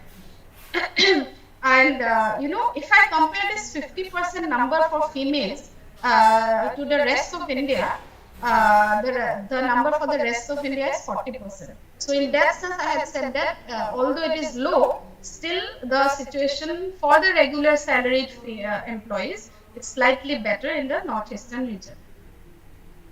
And this is how the same indicator varies across the states. As you can see, there's a lot of variation. Surprisingly, Nagaland has a very high share of female regular salaried workers that have access to social security. And as I said, some of the colleagues, officials from Nagaland might be wanting to share some of the insights, behind this. Arunachal Pradesh, Mizoram is also slightly better. Meghalaya is the lowest, and Assam, Tripura. I will intervene here, Mridusmita. We are having another meeting. I also went out for 15 minutes and came back. I took permission from my senior officer and came back. And most Nagaland people who were initially in the meeting have now joined that meeting. But they will be watching the YouTube streaming. After that, maybe you may get more queries and things. Sure. So many things have overlapped today. We have 3 meetings, almost at the same time. Okay, no problem. Tripura, we did have Nagaland initially, but that's why maybe people are not asking you stuff. Maybe you will be getting a question once people see the video and they understand what you are saying. Sure. Yeah. Sure. So yeah, just wanted to now summarize. So what we have learned from using NSSO data on to understand India's various aspects of India's labor market. So basically, there is an exhaustive coverage of the indicators from the demographic details of every household members to the employment details of those who are either working fully or even those who are working according to the subsidiary status. We have a host of indicators that are covered in the NSSO surveys, and a lot of further analysis can be done. Although some debates are still there on the methodology, as I have already mentioned, like we can have more information covered so as to get a comprehensive picture of both the income as well as the informality, because currently, for example, half of the workers are self-employed, and a lot of the self-employed workers also might have access to some kind of social security that they are accessing by making contributions to a scheme, maybe to a private social security scheme, social protection scheme, which is not currently covered, and therefore the half of the workers, we don't understand basically their whether they have social protection or not. So maybe in future that can also be covered, and then we have a comprehensive picture. Currently in the calculations, we always exclude that part, or we consider them to be all informal workers. So in that sense, maybe that can be taken up in future. Also, I think in a global context, NSSO, as Rajshri ma'am has already pointed out in the initial presentation, it is also extremely important because ILO as a global body and India being a very active and core member of ILO actually sets standards in terms of defining different indicators that can be compared at a global level. And NSSO is the only data source that gives us that opportunity to define indicators compared to other labor force surveys in the other countries so that you can compare how India is performing compared to other countries as well. So in that sense, it's important is also so much more at a global level. And again, sustainable development goals that we all are trying to achieve by 2030, there are many indicators that are related to the labor market. And NSSO again gives us this opportunity to track the achievement of such indicators. I've just highlighted two of the many indicators. So one is the unemployment rate by gender, age, etc. And the other is the informal employment. So how you measure informal employment? It can be done using the NSSO survey to a certain extent. So therefore, its importance is not only for the country but at a global level. NSSO survey is extremely important. And I'd like to end with the thought that with the PLFS surveys now labor market statistics at a annual level, and it is very helpful because these statistics change very quickly. And earlier on in the quinquennial, we only used to understand every 5 to 6 years, and therefore this is again another positive step towards the future. Thank you so much.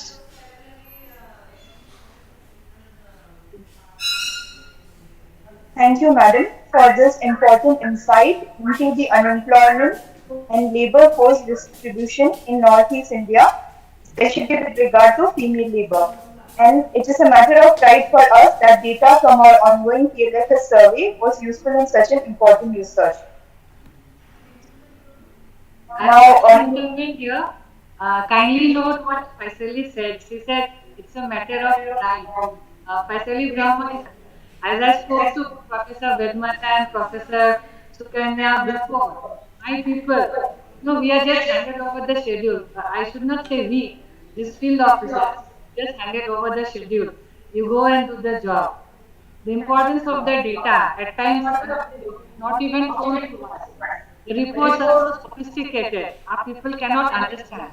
That's what I meant when I said, even if you want to know some explanation of the data, it's not me sitting in the regional office over here. We have to contact the person who had designed it, who is responsible with the definitions. The definitions are made and given to us, and then we go to the field, to given to FOD, then we go to the field to do the data. Especially so this to me, ma'am, whether I can go ahead. So this is the thing you have been asking me for some time. This office, in certain queries you have. But if you ask certain things like कहीं में गांव में ऐसा होता है क्या, वो बता देगा. Because the field conditions nobody knows better than analysis. Okay, so especially I hand over to you. Very true. And now I would like to invite today's finalist, Ms. One minute. Swapnali, actually, we didn't ask you, but there is one more 5 minutes filler from another research scholar before we begin with Nanaki. So he'll just take 5 minutes. We were keeping short time because you people became busy with, Yeah. Then when it is you like to play. Yeah. Ma'am, please tell. I'll just introduce him. Nasir, are you here? Yes, ma'am. Am I audible? Yes, you're audible. So Nasir, he is our PhD research scholar in our department, and he's working on a thesis profitability and growth in unorganized manufacturing sector of India. He's using the NSSO rounds 56, 62nd, 67th, and 73rd. So Nasir will present for about 5 to 7 minutes, and then we can move on to the next. Good morning, one and all. I am Md Nasir Khurshid, a research scholar in the Department of HSS, IIT Guwahati. My research interest is in the field of development economics, and I am currently working in the area of unorganized manufacturing sector, using various rounds of NSO twin criminal data. I'll be अमीन का खाना जाना पड़ेगा वहाँ से approval लेके uh, director के पास जाना पड़ेगा excuse me, ma'am.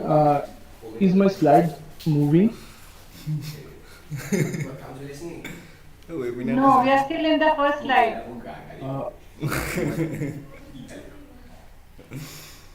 Takile deh kalau. I'm also কালে আছে পকে দহা আছে আজি যাম মানে ঢুকুৱা বেছি দিন নহৈছিলে ন কিমান please share the 20 তাৰিখ আজি কিমান তাৰিখ আজি 23 তাৰিখ দহা টাইম হৈ গ'ল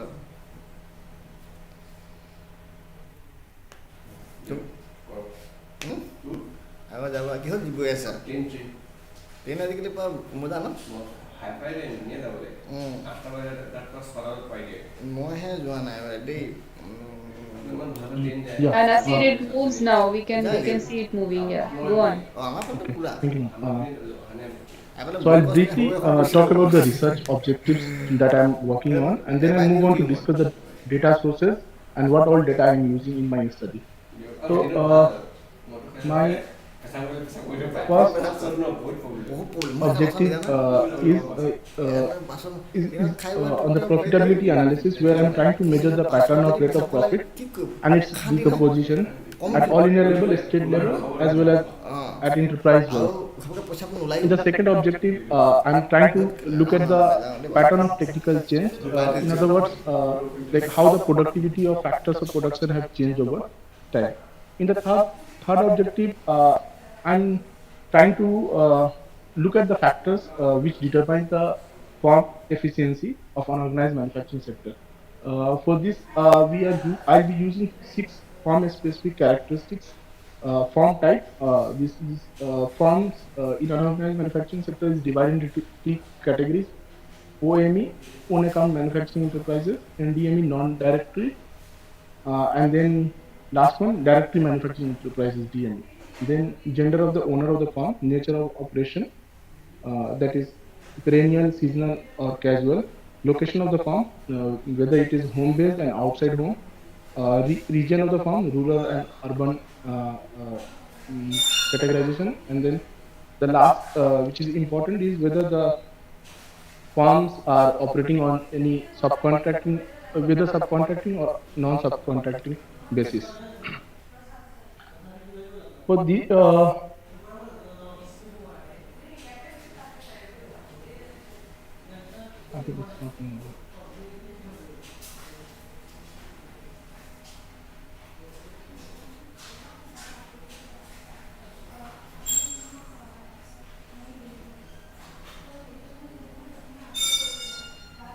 yeah. So the data source, I have taken 4 quinquennial period data starting from 2001 to 2015-16. The data set I am using is different from the employment survey, and the name of the reports which I am using is as follow. For the first 2 rounds is the unorganized manufacturing sector in India, and for the last 2 rounds, it is unincorporated non-agriculture enterprises. So in the last 2 rounds, the report combines manufacturing, services as well as trading, whereas in the first 2 rounds is primarily for the manufacturing only. So the variables which I am using in my study are output, which is gross value added, capital, fixed asset, and wages, and then the number of workers. So the states which I have covered, states and enterprises, I have not taken all the states. We have taken representative states and enterprises, which covers more than 85% of GVA for states, and 98% of total GVA. Enterprises covers more than the 98% of the total GVA.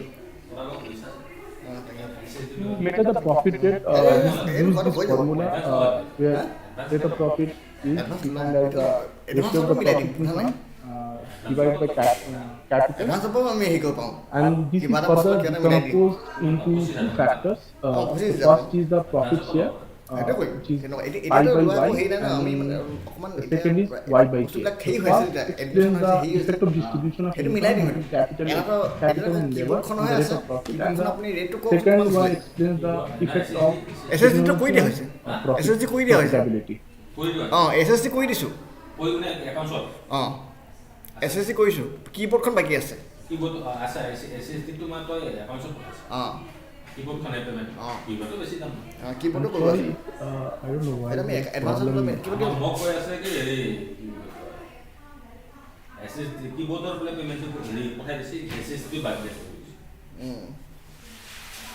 That's okay, Nasir. Today there is a big internet problem. You could summarize and conclude. There's no problem. Just summarize and conclude now. SSD koi disu hey ami bisil pothaisu tete SSD koi disu keyboard so SSD bill disilu disi ami disu na I'm just okay, so what I have done is like using this profit rate formula. I have looked at the trend of the profit rate at national level, state level, as well as at the enterprise level also. And the results are for the overall period, that is from 2000 to 2015-16, as well as we have looked at the periodic results also, that is between two periods, from 2000 between two periods, 2000 to 2005, then 2005 to 10, and then 2010 to 15. And these results there again are at the segregate level, state as well as enterprise wise. Sorry, I mean I could not share the slides. It's all right, Nasir. It's all right. It's all right, Nasir. We'll have something bigger and better next time. Then we'll have no problem with the internet. Don't worry. You tell us what you have found out. This is interesting. computer মানে কিটা লাগি থাকিব মানে আপোনাৰ আমাৰ লাগি থাকিব যেনে যোনকেইটা ইউপিএছ চাই সেইকেইটা ইউপিএছৰ মানুহবিলাক মই যেহেতু কম্পিউটাৰ লগতে হেৰি আছে মই জানো মই কাৰ লগত comfortable I'm not sharing the full screen. I'll try to share So the rate of profit trend that we have obtained for 4 different periods is as follows, and from the trend we can see that in the first period it's rising, whereas in the second period it's falling, and then in the third period again it's rising. Looking at the previous study which has been done for organized manufacturing sector, similar sort of trend has been obtained. So like for the second round, which is from 2005 to 2010, this period falls in a time phase where Indian economy had also kind of going through some sort of downturn following the global recession of 2008. So we can say that this decline that we are seeing in this period can be attributed to that reason. And this was the all India trend, and then we look at the periodic analysis. So this the first column is the rate of profit, and the next two rows, the next two columns, 2 and 3, is decomposition in profit share and then output capital ratio. And the next few columns, this columns from 4 to 7 is decomposition of the profit share, and columns 8 to 10 is the decomposition of the output capital ratio.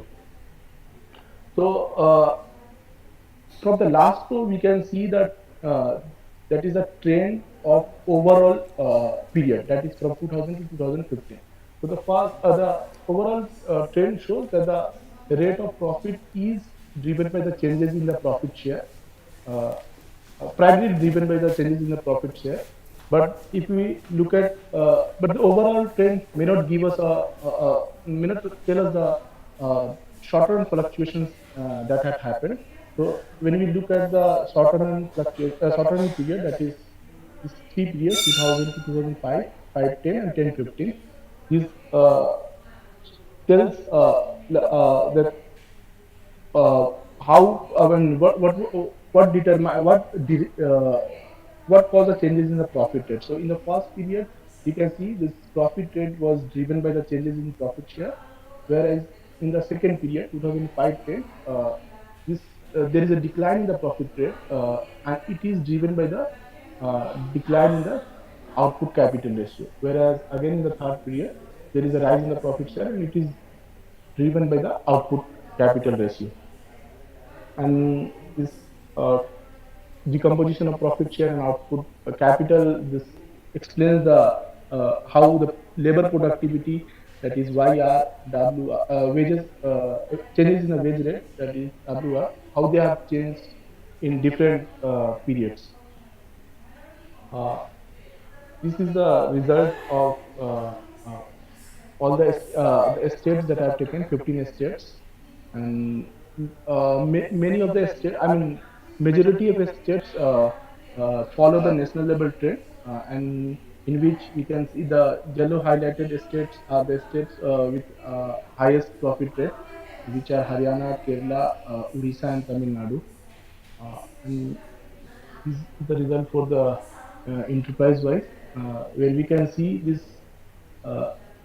yellow highlighted enterprises which have witnessed higher profit rate.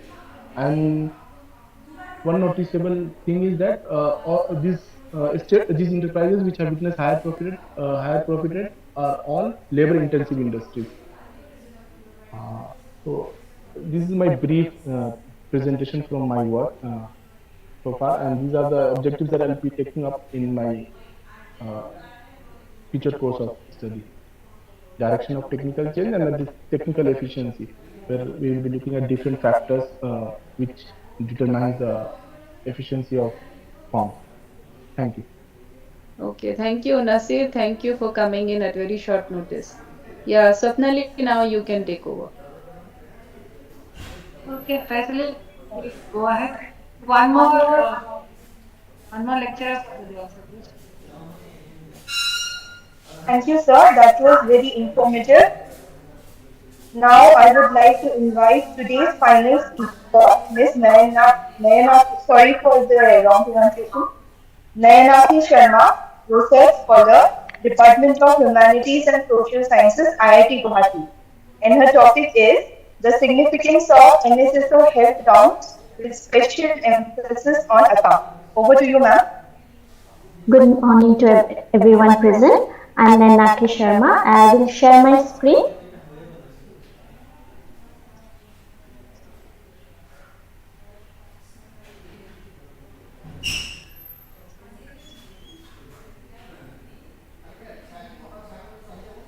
Is my PPT visible?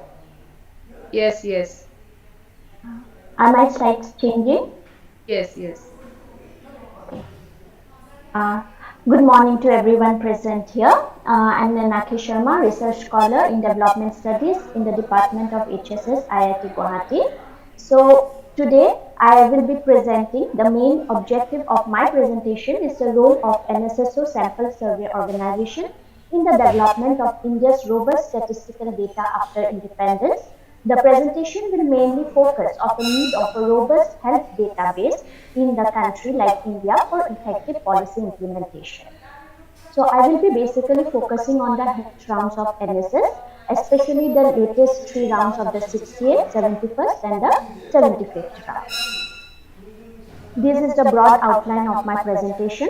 Initially, I will speak on the significance of health data, that is why health data is important even today and post-pandemic, significance of the morbidity surveys in India's development in the recent times with the emergence of the SDGs and with special focus on also universal health coverage and why we need to research in these areas. Then I will give a brief history of the morbidity surveys in India. the advantages of NSSO's data over other health survey databases in India, then I will try to link the theory of epidemiological transition, disease burden, and self-reported morbidity with the using the NSSO unit level data. Then I will share some of my findings from my ongoing research work from the NSSO unit level data on self-reported morbidity and disease-specific morbidity in India, in the state of Assam and in the state of Assam. And lastly, I will move on to the policy implication. At the very first, let me begin with a short story, or it's a fact that in the early 19th century, John Snow is considered one of the fathers of modern epidemiology, in part because of his work in tracing the source of cholera outbreak in Soho, London in 1854. John Snow mapped the mortality in relation to the sites of different drinking water pumps by London's water supply system in Soho district in London, where the September 1854 cholera outbreak was centered. His findings inspired fundamental changes in the water and waste system of London, which led to similar changes in other cities and a significant improvement in the general public health around the world. So, work was only possible by the registration of births and deaths that were maintained by the local authorities in England in the early 1880s. So this is the reason why the recording of the health data is very important for some fundamental changes in the policies or for the general development of the public. This is the mapping that John Snow had done for the cholera outbreak in London, and this is a picture of the hand pump that is still there as a commemoration of the cholera outbreak in London. Moving on to India's development and role of health data. At present, there is a need of an enormous health data system in India, especially post-COVID-19 pandemic, with a focus on development practice at the national and global level and the emergence of sustainable development goals and universal health coverage. There is a need of a more robust health database and more research in this area. NSSO health drums have played a very significant role in capturing vital health information to strengthen the statistical base of India. This database has in turn contributed to the larger global community to provide concise information on the health situations and trends. Now, moving on to how NSSO database have been providing data as part of WHO guidelines and its significance in the present context. WHO is in the leading institution for providing reliable data and different paradigms on health of the larger world since its establishment in 1948. WHO is in the forefront with respect to designing of health databases, particularly in the demand side and the supply side. On the supply side of this data system, we have the resources in the health sector, the capacity, the responsibility of data collection and managing. On the demand side, we have the various health determinants, inputs of health systems, performance or outputs of health systems, and health outcomes and health inequalities. In 2015, the WHO came up with the global reference list of 100 core health indicators, which is a standard set of 100 core indicators prioritized by global community to provide concise information on the health situations and trends, including response at national and global level. The framework broadly divides it into two main dimensions of 100 core health indicators and 100 core health indicators by results seen. These indicators have been broadly divided into four main domains of health status, risk factors, service coverage, and health systems. And under these, the various indicators are divided as in terms of mortality by age and sex, mortality by cause, fertility, and morbidity, risk factors in terms of nutrition, infectious diseases, non-communicable diseases, and injuries, service coverage in terms of reproductive and child health, adult immunizations, capturing of the tropical diseases, screening and preventive care, and in the health system is the quality of services that are being accessed by the population, the health workforce, and so on. This figure shows how the input and the processes in the health sector eventually leads to the output and the outcomes and the impact. This figure is taken from the WHO guidelines. Post 2015, in 2018, the SDG and the Universal Health Coverage Indicators were also added to the 100 core reference list of Global Reference List of 100 core health indicators from 2018 onwards with the emergence of SDGs and Universal Health Coverage. Now, moving on to the SDG, which are at the forefront of developmental activities at the national as well as the global level, I will be focusing on mainly the SDG 3, that is good health and well-being, which ensures healthy lives and promotes well-being for all at all ages. Under this goal, we have 13 targets, and one of the targets which basically focuses on strengthening the capacity of all countries, in particular developing countries, for early warning, risk reductions and management of national and global health risks. And for this, we need a robust database where NSSO health data rounds base can play a very important role in fulfilling these targets. Moving on to universal health coverage, and at the same time India also moving towards universal health coverage, it is saying that the universal health coverage is a priority goal countries and has emerged as a possible goal in the post-2015 development agenda. In September 2016, the World Health Organization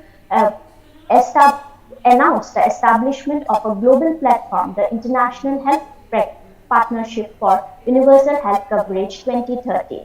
Universal health coverage is a new international paradigm and call for action by WHO and its member countries along with India, which recently launched the Ayushman Bharat under the National Health Policy 2018 with the objective of achieving universal health coverage by providing health insurance to the population. Measurement of universal health coverage will require strong country data information system that can provide good quality data. NSSO can provide and have been already providing data on health insurance coverage of the population. Now, I will try to focus on the data availability in the recent 3 rounds of NSS from 2004 onwards, that is the 68th round, the 71st round in 2014 and the very recent 75th round 2017-18. The NSSO health database covers most of the indicators under all the 4 domains of health data as put forward by WHO. This table shows how the recent health rounds from 2004 onwards have already been providing data on various health indicators even before WHO had prioritized these indicators in 2015. In terms of health status, and all the 3 rounds of NSSO have been providing data on mortality by age and sex, mortality by cause and morbidity, risk factors such as the infectious disease, non-communicable diseases, and injuries. In terms of service coverage, it has been very much covering the reproductive and maternal health, immunization of children, screening and preventive care. In terms of health systems also, it has covered data on access, type of health financing and the health and the type of treatment that are being sought by the population. Now, I would like to move on to a brief history of the morbidity surveys in India and the role of NSSO. As we have already discussed what kind of data has already been available in the recent rounds and have now moved towards how this whole process started. Moving on, information on morbidity was first collected from 7th round, that is in 1953 onwards, as an exploratory measure to supply methodology for future studies on larger scale. The next 2 rounds were on an experimental basis for the upcoming health rounds. From the 13th till the 28th round, that is October 1973 to June 1974, data was collected almost regularly. In the 42nd round, data on morbidity and expenses on medical services were collected, after which there was a long gap. The morbidity data collection again started as a part of the survey of social consumption from 1995-96 onwards, with the starting of the 52nd round. And since there have been regular health rounds as per the 68th round, the 71st round, and the 75th round. So we can say that NSO is one of the oldest data sources which provide data on self-reported morbidity in India since 1950s. We can therefore broadly classify the different rounds of NSSO's health surveys into three phases. The first phase is from the 7th to the 13th round. The second phase from 28th round to the 42nd round, and the third phase with the coming up of the survey on social consumption health from the 52nd to the 75th round onwards. Now, NSSO collects self-reported morbidity with some very basic and vital health informations of questions of responses of simple yes or no, which are: have you been suffering from chronic ailment? Whether a person has been suffering from any other ailment during the last 15 days? Have there been suffering from any other ailment on the day or before the date of survey? And if there has been hospitalization any time during the last 365 days. These responses are taken at the household level from all the individuals of the household, which can be either self-reported or can be, and in some cases it is also proxy reported by other household members other than the household head. Moving on and focusing on the latest three rounds and the type of databases that are available with the NSSO health surveys, it's that first of all, the data is collected at the household level. Data of all the members of the households are collected at the individual level. The main heads under which data is collected are the basic household details. These are the household socioeconomic details, which are very important aspects of relating to health indicators such as household size, occupation, social group, access to latrine, source of drinking water, source of cooking fuel, and household level monthly consumption expenditure. In terms of demographic details under which the self-reported morbidity data is also collected are the age, gender, education level, marital status, coverage under health insurance, suffering from short ailment, chronic ailment, and cases of hospitalization. In terms of capturing the disease-specific morbidity, particulars of medical treatment received as inpatient of medical institutions in the last 365 days, and the particulars of short duration ailments of household members during the last 15 days are also collected. Particulars of the former, that is the mortality data, are also collected with a reference period of 365 days. Particulars of economic independence and the state of health persons of the age above 60 are also collected, apart from the data on immunization and pre- and postnatal checkup. These are the broad sample sizes at household level and the person level for India in all the three rounds. This part I will just briefly discuss about the quick definitional changes, which are a very important inputs to us as young scholars, because this gives us insights into how there has been a transitions over the period in the NSSO's health rounds. So I will quickly discuss some of the basic definitions that NSSO follows, the standard definitions. So in the 68th round, persons with disability were regarded as ailing persons, but from 71st round onwards, pre-existing disabilities were considered as chronic ailment, provided they were under treatment for a month and more during the reference period, but otherwise were not recorded as ailment.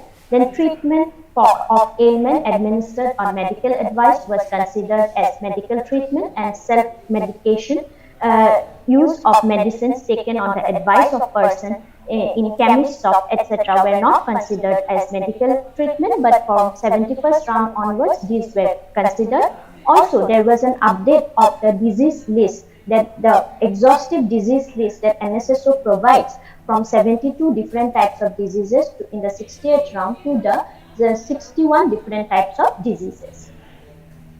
This part I will quickly go through the definitions considered by NSSO for the morbidity and hospital data collections. So for chronic ailment, it is any member of the household who has experienced symptoms persisting for more than 1 year and has going through a course of treatment on medical advice for a period of 1 or more than 1 month. Then moving on to the disease-specific morbidity as inpatients of medical institutions during the last 365 days. So for this, the cases of hospitalizations considered are the different persons of the household hospitalized, same person hospitalized in 2 different hospitals, same person hospitalized in the for 2 different ailments or 2 different spell of ailments. Moving on to the spell of ailment and the type of disease-specific morbidity. Here also, the spell of ailment is defined as ailment of different persons, 2 ailments of different natures of the same person, and 2 different spell of ailments of the same nature of the same person. As we have discussed the type of data and the definitions considered by NSSO for its health round, let's discuss some of the advantages and significance of NSSO health database. NSSO is one of the oldest database of self-reported morbidity in India. It is one of the largest socio-economic based health survey in India over a period of time. Through NSSO health data, we can look at the larger epidemiological transition of the population over a period of time.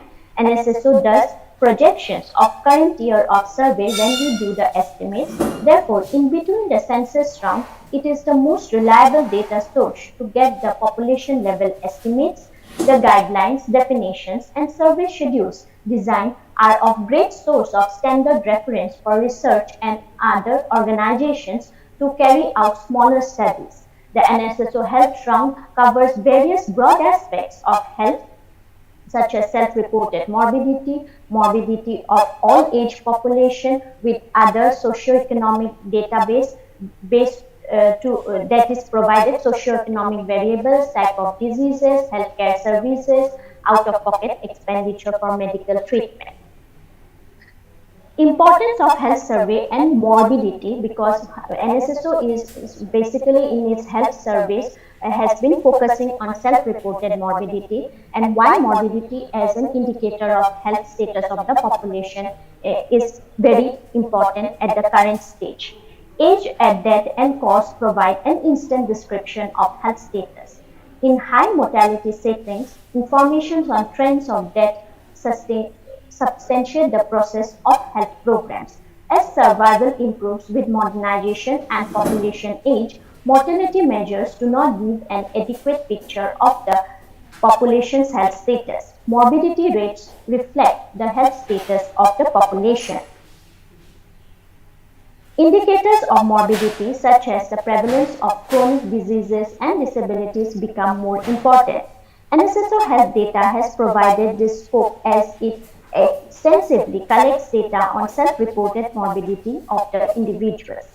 Data on the frequency and distribution of illness can aid in controlling its spread and in some cases may lead to the identification of these causes. It helps us to correlate various health indicators with various socioeconomic variables which have a significant impact on the health status of an individual. These findings can eventually help in making various interventions at policy level. Moving on, now I would like to link some of the basic theories and the empirical data findings as we move forward in the presentation. So, why it is important to link the theory and the empirical data? In social science research, we need to understand the link between the theory with empirical data.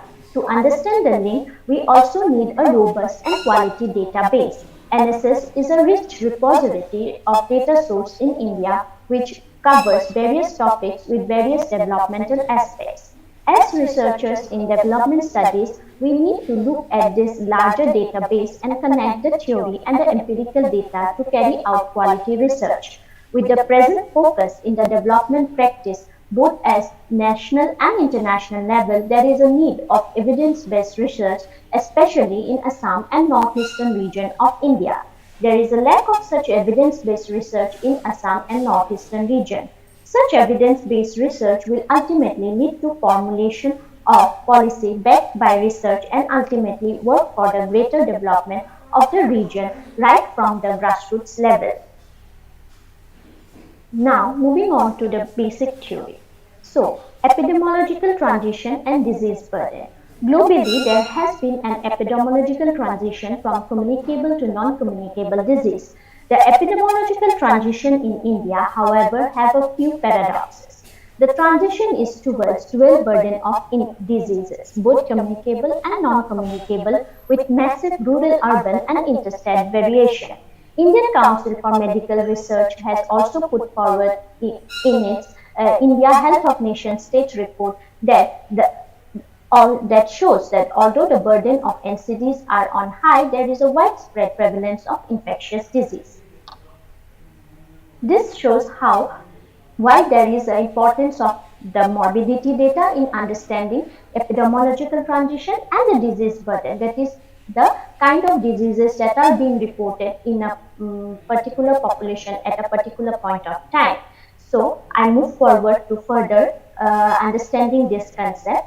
So, the epidemiological transitions theory was first put forward by Abdul O. Arman in 1971, which mainly discusses as characterized by street stages of age of pestilence and famine, where it is the high mortality rate, fluctuating population growth, and low life expectancy at birth. Where we move on in the epidemiological transition, when we move to the second stage is the age of receding pandemic, where there is progressive decline in mortality rates with sustained population growth and life expectancy increases. Mortality due to chronic degenerative diseases in the middle and older age population increase. And finally, we move towards the age of degenerative and man-made diseases, where the life expectancy increase at more than 50 years and major cause of deaths are chronic diseases. So the study of morbidity is very much relevant to understand these transitions. Epidemiological transition does not stand alone. It is related to demographic transition and the nutrition transition, which is broadly a part of the health transition.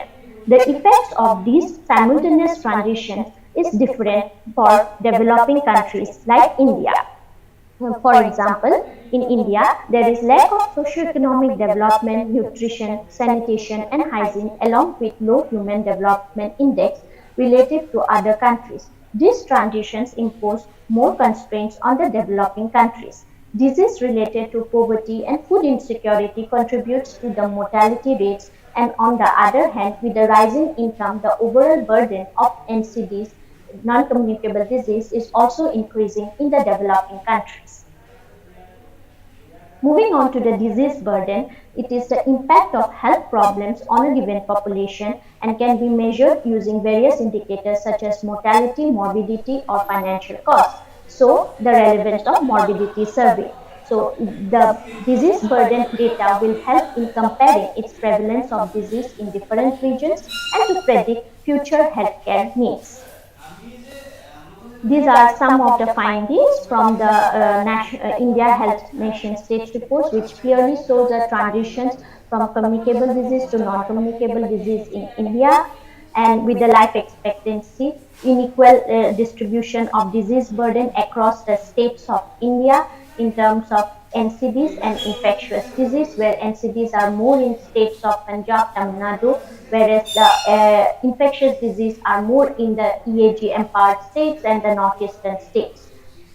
Moving on comparing the disease burden in India and Assam, which we see the greatest risk factors both are malnutrition, whereas the disease burden is high in Assam for diarrheal diseases, where that for all India level is ischemic heart diseases. These are some of the diseases which are reported more in Assam than the national average is the diarrheal disease, lower respiratory infectious disease, stroke, iron deficiency, anemia, TB, and the risk factors are mainly child and maternal malnutrition and unsafe water and sanitation. So, after understanding epidemiological transition and disease burden, we now move on to the main concept, that is the self-reported morbidity. Illness, disability, handicap, and other compromised state of well-being, physical, social, and mental, all constitutes critical dimension of health, and these attributes to sickness are termed as morbidity. So fundamentally, there are mainly two types of morbidity, that is self-perceived or self-reported morbidity and the observed morbidity. Self-perceived morbidity measures that are perceived and reported by an individual, usually in response to inquiries regarding illness. Self-perceived morbidity depends on an individual's perception of illness, whereas observed morbidity is that is being observed under a trained health personnel. Self-perceived morbidity and observed morbidity measures fundamentally different aspects of illness and disease. Despite it has limitations, but it is the most common measure adopted for socio-economic assessment of health, and NSO uses self-perceived morbidity as the most significant measure for estimating morbidity status in India. The socio-economic characteristics of self-perceived morbidity in the social context mainly highlights the perceived illness is by itself a major social phenomenon. Self-perceived morbidity provides critical information on the relevance of disease to the individual, and self-perceived morbidity can be a useful tool for monitoring the change in the burden of disease. Before moving on to the findings of my research work, these are some of the literature reviews and the previous studies that have been carried out by different scholars using different health rounds of NSS health survey. So Srinivasan in 2017 using 28 and 71st round had found among the states in India, Kerala, Tamil Nadu, West Bengal, Punjab, Andhra maintained relatively high ranking, much higher than the national average with respect to self-reported illness, whereas Assam, Bihar, Madhya Pradesh, Rajasthan, Uttar Pradesh have the lowest ranking when compared to the national average. Sundaraman and Muralidharan in 2015 have used 71st round, and their findings of their paper show steady increase in the graph between the proportion of ailing persons in the urban and the rural areas. The scholars argued that this widening of the gap is mainly attributed to the perceptions that morbidity could change with cultural context, health awareness, and also with the access to the services. This is one of the regions that the data shows that the states with the best maternal and child mortality rates like Kerala, Tamil Nadu, West Bengal, and Punjab have proportion of ailing persons far higher than those of the highest maternal and child mortality states like Assam, Chhattisgarh, Jharkhand, and Madhya Pradesh. Moving on to two more studies by Paul and Singh in 2017 using the 3 rounds of NSO, they showed that in terms of disease burden classification, CVD increased by 7 times, disability increased by 4 times. Assam reported the highest prevalence of infectious diseases, and the cardiovascular diseases of Kerala showed an increasing trend. Another study, which was carried out by Singh in 2017 using NSO 68 round, focusing on the socio-economic determinants and its associations with the level of morbidity in the northeastern states, shows that women were found to have more reporting of illness than men in the northeastern states. There was some of the significant socio-economic determinants were education and income. Now, moving on to the few of my findings of my ongoing research work of the morbidity rates and patterns in Assam from the unit level NSO data from the 68th round to the 75th round. In order to locate Assam in terms of reporting of morbidity and disease-specific morbidity over a period of time, We first look at all India states level of the 3 NSS round. For the analysis of reporting of morbidity, variables were taken from the demographic particulars of the household's members, and for disease-specific morbidity about the nature of ailment that was taken from particulars of medical treatment as inpatient or medical institutions during 365 days, and similarly for the spell of ailment during the reference period of 15 days. For the broader classification of the 61 different types of disease list in the 71st and the 75th round and 41 different types of disease, I have tried to classify the diseases in the broad 5 categories of infectious disease, cardiovascular disease, non-communicable disease, disabilities, and other disease, following the standard international classification of disease of WHO 2010.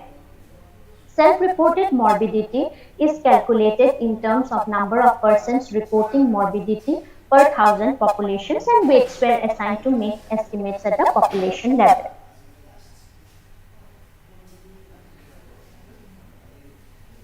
These are the samples households and the sample persons that were covered by all the 3 rounds in India and Assam, in all the 3 rounds from 68th round to the 75th round. And the method that I have used to calculate the prevalence of morbidity is by number of persons with particular ailment and the total number of persons alive in the sample household per 1,000 persons. Moving on to the basic findings of my research, it shows that it is to be noted for the 68th round, reporting of morbidity was collected only for a reference period of 15 days, but for 71st and 75th round onwards, we have reporting for both different short duration ailment of 15 days and also for chronic ailment of the individuals. In the 68th round, highest reporting states were Kerala, Punjab and West Bengal, with Kerala having the highest of 251 per 1,000 population, whereas the lowest reporting states were Madhya Pradesh, Rajasthan and Bihar. Assam reported 82% per 1,000 population, which is far below the national average of 91 per 1,000 population. From the 71st round, reporting of ailment in the last 15 days, it shows that Kerala, followed by Punjab, West Bengal, Uttarakhand, Arunachal and Odisha reported more, whereas Assam was on the lower side of reporting, with other major states of India along with other northeastern states and Jammu and Kashmir. For chronic ailment too, Kerala reported the highest, followed by Andhra Pradesh and West Bengal and Punjab, where Assam was on the lower side of reporting chronic ailment along with other northeastern states, Madhya Pradesh, Chhattisgarh and Uttarakhand. For the 75th round, reporting was again highest for Kerala, followed by Punjab, Odisha, Jharkhand, Uttar Pradesh, whereas it was lower in Assam, Bihar and other northeastern states. For chronic diseases, similar results were found. These are the basic findings. These are the tables where I have calculated the different in terms of per 1,000 person for all the states and all the 3 rounds. So this graph shows how where India lies, and obviously Kerala is an outlier with 251 per 1,000, and Assam's position in the 68th round, because in 68th round only we have reporting for the last 15 days reference period.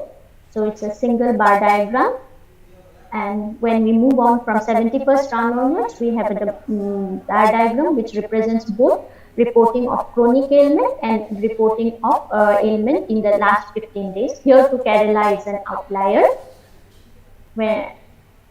and these are the findings from the 75th round. Now, moving on to the disease-specific morbidity at all India's level, for which the classification has been done as per the 5 categories of diseases for across the 3 rounds. And first of all, I will be discussing the results of diseases that were reported by the members of the households as inpatient of medical institutions for a reference period of 365 days. Here, in the 68th round, we see that the burden of infectious disease is high across all states.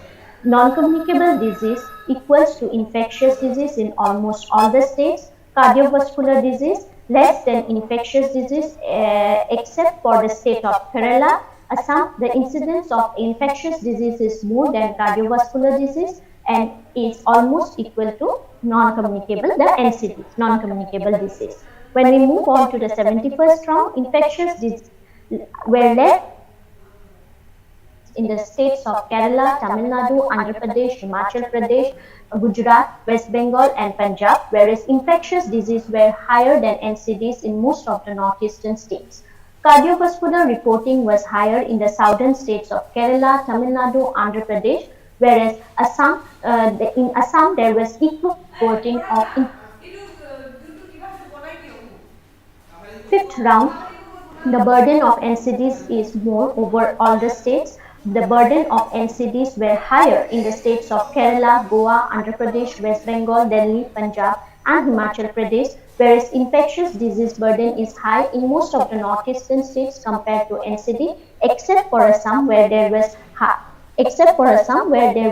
NCDs is higher than infectious diseases.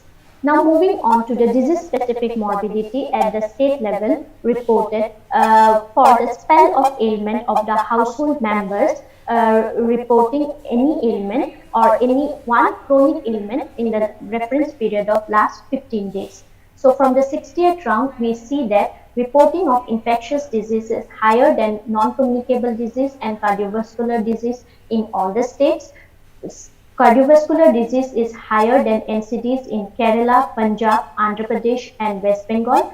Assam has high reporting of infectious diseases. In the 71st round, infectious disease has come down compared to NCDs and CVDs in states of Kerala, Andhra Pradesh, Tamil Nadu, and Telangana, whereas in most of the other states, the reporting of infectious disease remains high or almost equal reporting of to that of NCDs. All the northeastern states along with Assam have high reporting of infectious disease when compared to NCDs. In the 75th round, high reporting of NCDs and infectious disease is most of the states. Reporting of infectious disease is more than NCDs and CVDs in the states of Jammu and Kashmir, Punjab, Uttarakhand, Rajasthan, Uttar Pradesh, Madhya Pradesh, Chhattisgarh, Odisha, Jharkhand, and Assam, and reporting less of infectious disease when compared to non-communicable disease and cardiovascular disease were seen in the states of Kerala, Goa, Karnataka, Andhra Pradesh, Telangana, Tamil Nadu, and West Bengal. For the next part of the analysis, we would like to see what are the socio-economic variables that contribute most to the morbidity prevalence.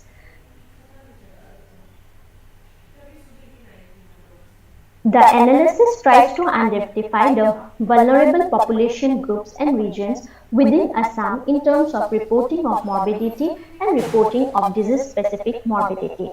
For the analysis of reporting of morbidity and disease-specific morbidity by various background characteristics under various heads under demographic characteristics, we have used age, gender, marital status, and social group. For socio-economic factors, wealth quintile, education, household size, activity status, and coverage under health insurance. And for geographic factors, we have used the place of residence, rural, urban, and NSS region. For the analysis, we have calculated and estimated the prevalence of morbidity under the following heads: reporting of morbidity by background characteristics in Assam and disease-specific morbidity by background characteristics in Assam. Moving on to the findings of reporting of morbidity by background characteristics in the within the state of Assam, what we see is in terms of gender, for any ailment that is for 15 days or acute ailment, which we can say short dinner, females reported more compared to males in all the 3 rounds, and for chronic ailment, males reported more than females because we have chronic ailment reporting only from the 71st round. So the results will be only based on 71st and the 75th round, in the 71st round, whereas equal reporting of both male and female in the 75th round. For age, any ailment higher in the reporting was higher in the older age in all the 3 rounds, and lowest in the age group of 15 to 30 years in the 68th round, and in the 31 to 45 age group in 75th round. For chronic ailment, the reporting was highest in the oldest age group, respectively in both 71st and 75th round. For the marital status, any ailment more for others, which includes never married, widowed, and divorced and separated. But for chronic ailment, it was more reporting among the currently married group. Under the social group, any ailment was reported highest among the OBC population group in the 68th and the 71st round, whereas it is highest for the SC population in the 75th round and lowest for the ST population in all the 3 rounds in Assam. And for chronic ailment, the reporting was overall highest among the OBCs. For socio-economic characteristics, wealth quintile, where we have classified into 5 groups of poorest, poor, rich, richer, and richest. So under this, highest among poorest in reporting of any ailment was highest among the poorest in the 68th round, and among the poor in the 71st round, and among the richest in the 75th round. For chronic ailment, highest reporting is in the richest quintile for both for 71st and 75th round. For education, also the any ailment highest were among illiterates, whereas in the 75th round it is highest among the graduates and above. For chronic ailment, highest among the illiterates, followed by graduate and above in the 71st and the 75th round.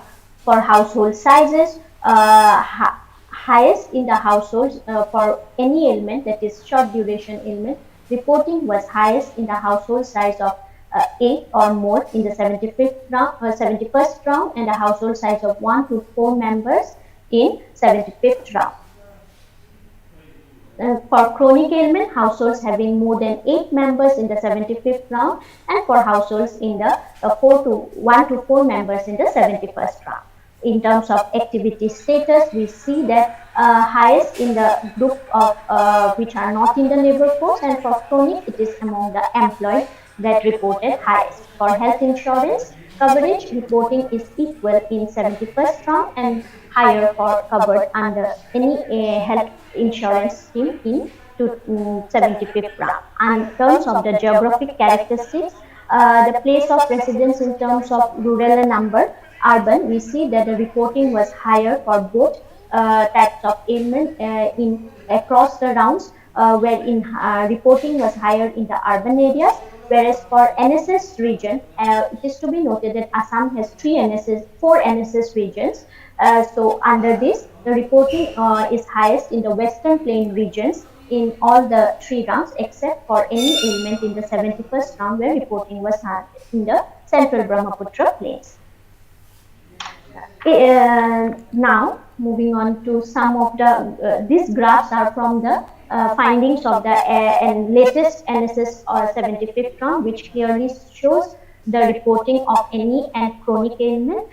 In the NSS region, it was highest for the Western Plains. In terms of rural-urban comparison, we see that reporting of both types of ailment were higher in the urban areas, where in terms of male-female, reporting of any ailment was higher for females, whereas for chronic ailment, it was slightly higher for the males.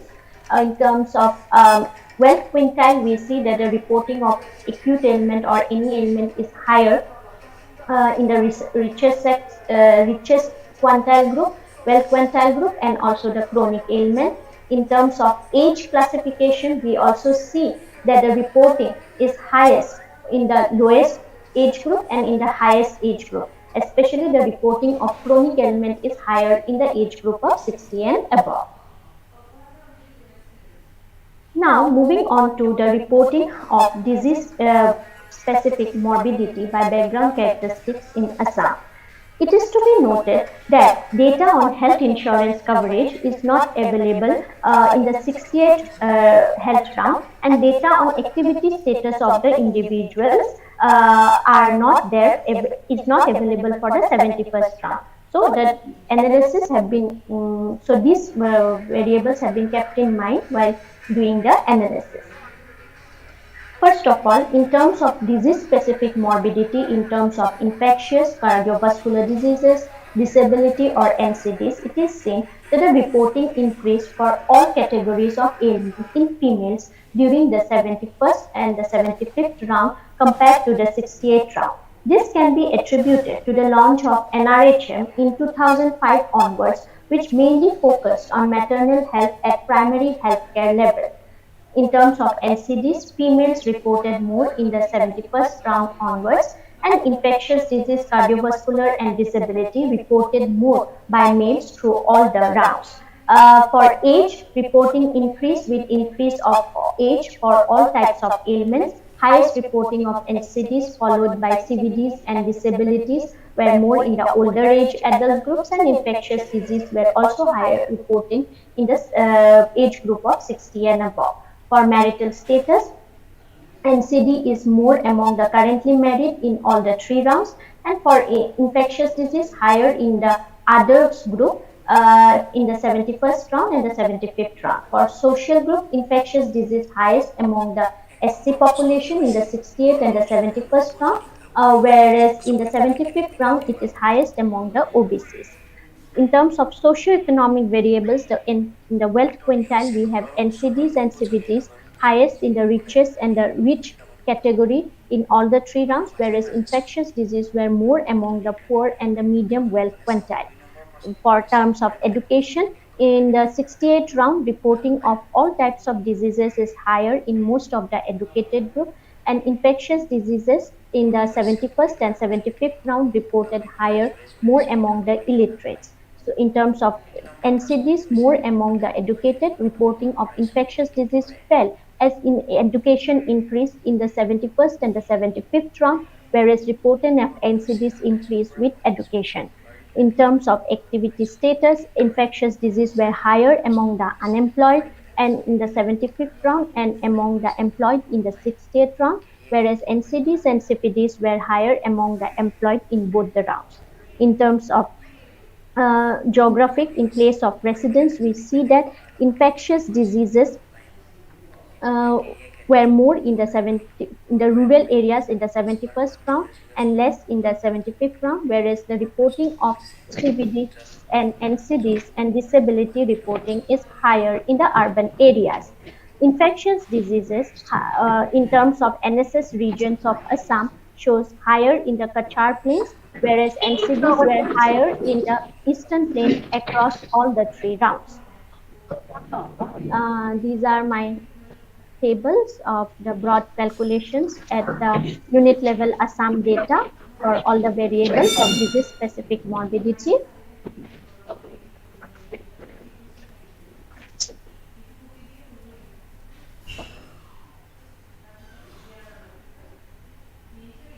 Okay, now moving on to the disease specific morbidity for spell of ailment at unit level NSSO data for Assam for spell of ailment. We see that by gender, infectious disease were more among the females in the 71st round and the 75th round, whereas more among males in the 68th round. Cardiovascular disease were higher among males, NCDs were higher among females across the three rounds. Disability were higher among females in the 71st and the 75th round. By age, it is seen that the infectious disease were highest in the youngest age population group, followed by the oldest age population group in the 75th round, whereas it is higher in the older age group for 46 to 58 years and 60 and above in 68th and the 71st round. For the cardiovascular disease and NCDs, highest for the oldest group, and for disability reporting was highest among the oldest age group. For marital status, infectious disease were higher among the others groups of marital status in the 71st and 75th round, whereas NCDs were higher among the currently married in all the three rounds. In terms of social group, infectious disease were higher in the SC group of population in the 60th and the 71st round, and for NCDs, highest in others OBCs, and SCs respectively in the 68th, 71st, and 75th round. Disability reporting is highest among OBC. For socioeconomic variables, in the wealth quintile, infectious disease was higher, decreased with higher wealth quintile, and CVDs and NCD reportings are higher in the richest quintile. Disability reporting is higher in the rich quintile. In terms of education, infectious disease decreased with increase in education in 71st and 75th round, and for cardiovascular disease and NCDs highest among the most educated group and graduates and above in 68th and 71st round, whereas it is highest among the illiterates in the 75th round. For activity status, CVDs and NCDs reporting are highest among the employed, whereas infectious disease were highest among the employed in 68th round, but those which were not in the labor force in the 75th round. For the geographic locations in terms of rural, urban, and NSS region, we see that infectious disease reporting were higher among the rural population in the 68th and the 71st round, whereas it is higher among the urban population in the 75th round. Cardiovascular disease and NCDs are higher in the urban areas and in all the three rounds. In terms of NSS region, infectious disease is higher in the NSS region of Western Plains, followed by Eastern Plains across the three rounds. CVDs and NCDs are higher for the NSS region of Western Plains in all the three rounds, and disability higher in the Western region. These are the findings for disease-specific morbidity for spell of ailment reported by household members during the last 15 days by the different background characteristics which I have discussed just now for this, from the unit level data of Assam.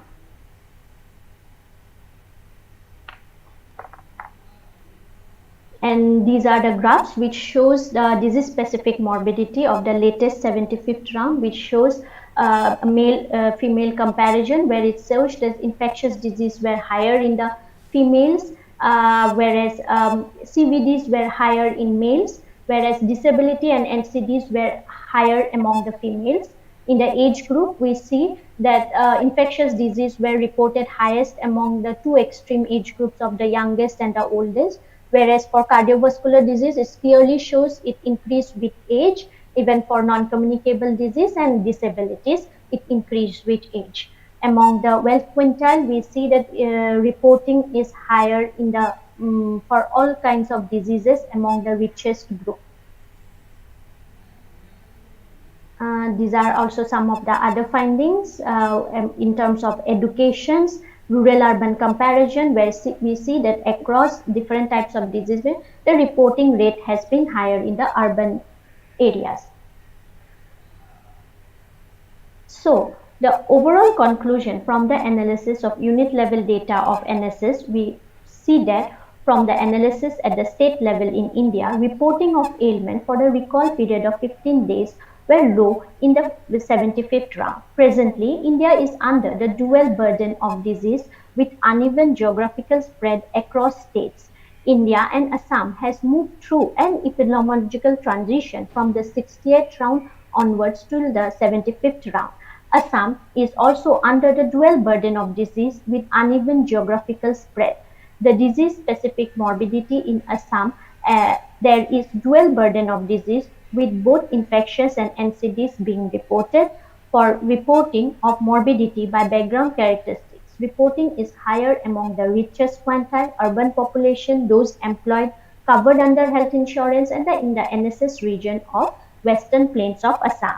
Significant rural-urban difference in reporting of morbidity as well as type of disease being reported were seen being reported in Assam. These variations are also spread across the NSS regions.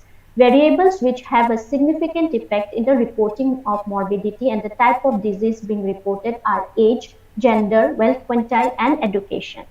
Overall, we can see there was less reporting of cardiovascular diseases in Assam. But this doesn't mean that these kinds of diseases or the reporting of disease being less in the rural areas, it doesn't mean that these diseases are not prevalent in these areas.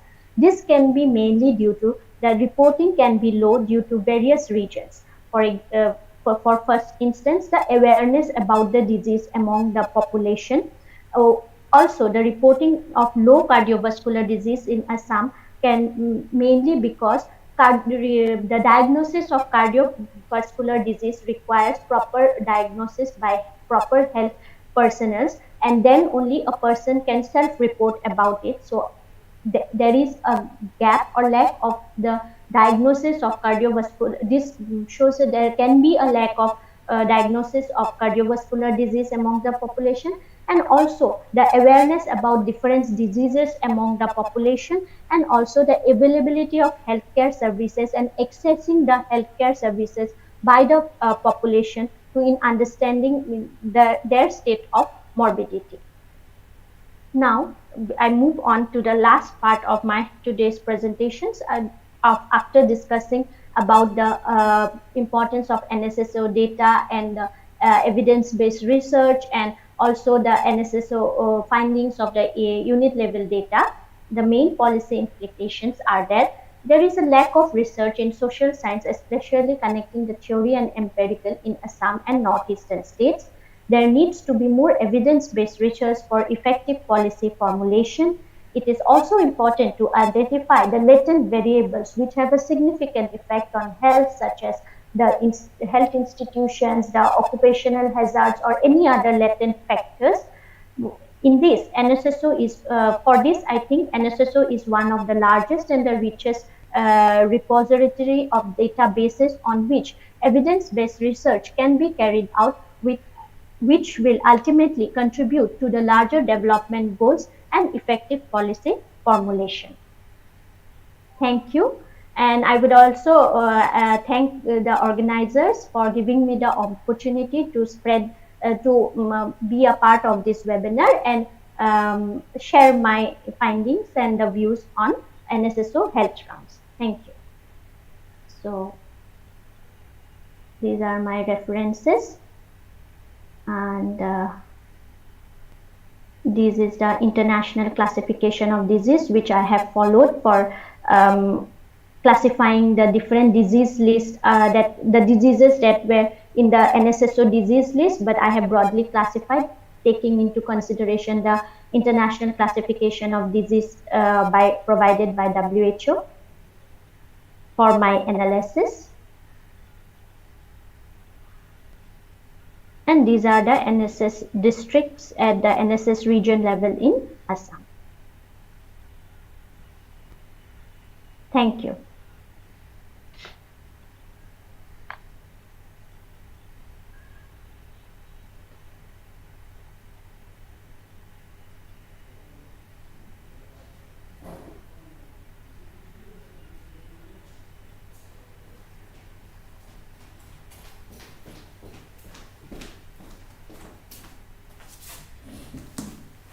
Yeah, there is a question by Dr. Bandana Sen. Yeah, please go ahead, ma'am. Hello, ma'am.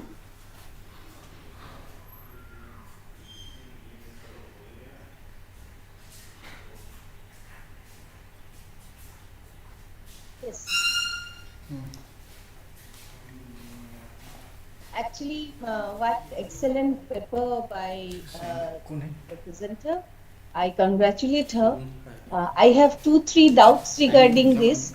Number one is your classification of diseases. Yes, like you have done the disability. There is a little issue because disability from 71st round, we didn't consider a ailment, because disability is a after effect of an ailment. So in 60th round, there is a disability kind of thing. From 71st round and 75th round, we didn't have that. So I have just at the end, you have shown a glimpse of your classificatory kind of thing you made, the togetherness of the ailments, the way you have made this disability. It's a nice way you have made it, but I will prefer, I would think it will be better if you consider only 71st and 75th round in your paper for a better publication of your thing, because the way disability is considered, no, the good public, good journals, they may raise question. Others Okay. are okay. Okay. Other, because that can be, as I was involved in 71st, 75th, and a little bit about 68th round. So it is very difficult to make one-to-one correspondence between the districts in 68th and 71st. And in 68th, if you see the data, most of the reporting elements were in other. So we had no other option. We ended up with the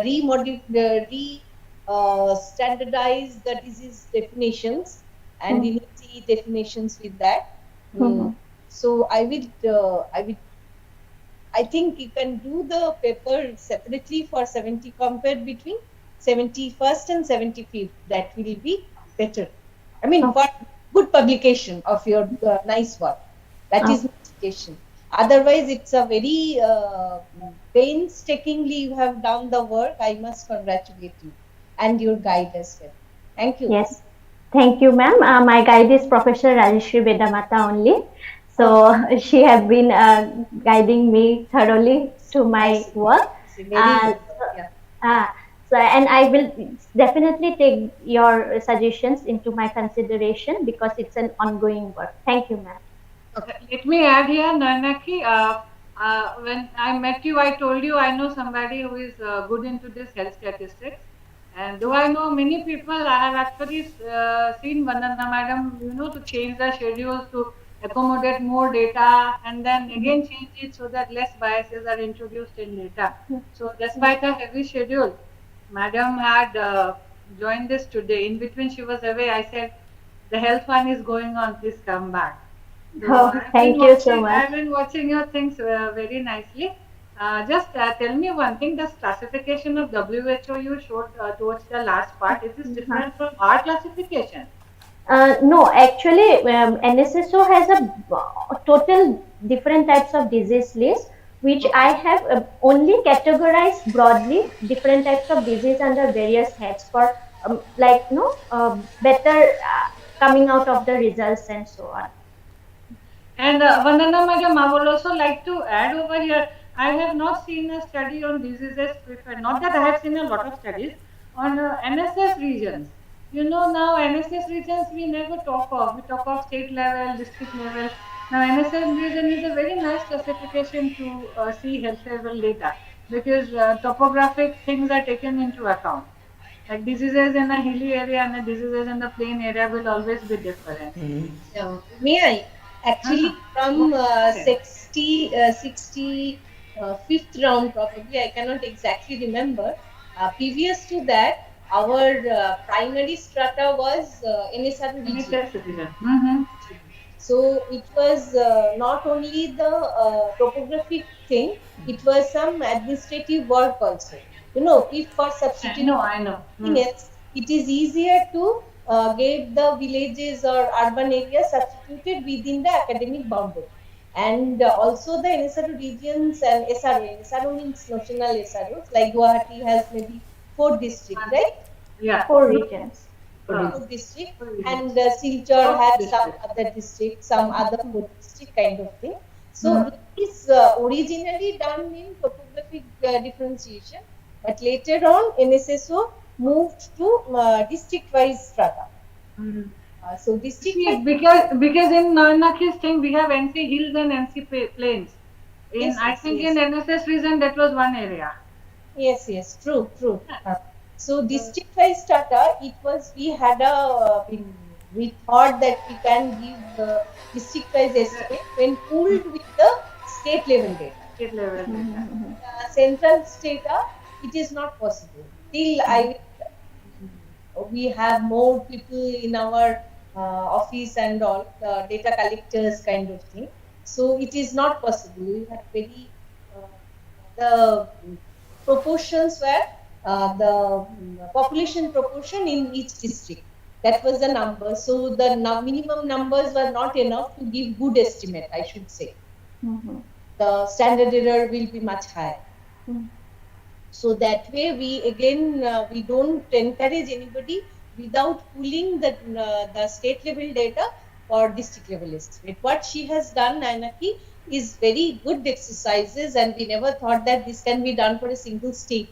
It is really a very good work, and every state, if somebody does it with their own state, that will be good papers are available for policy making, even for these infections.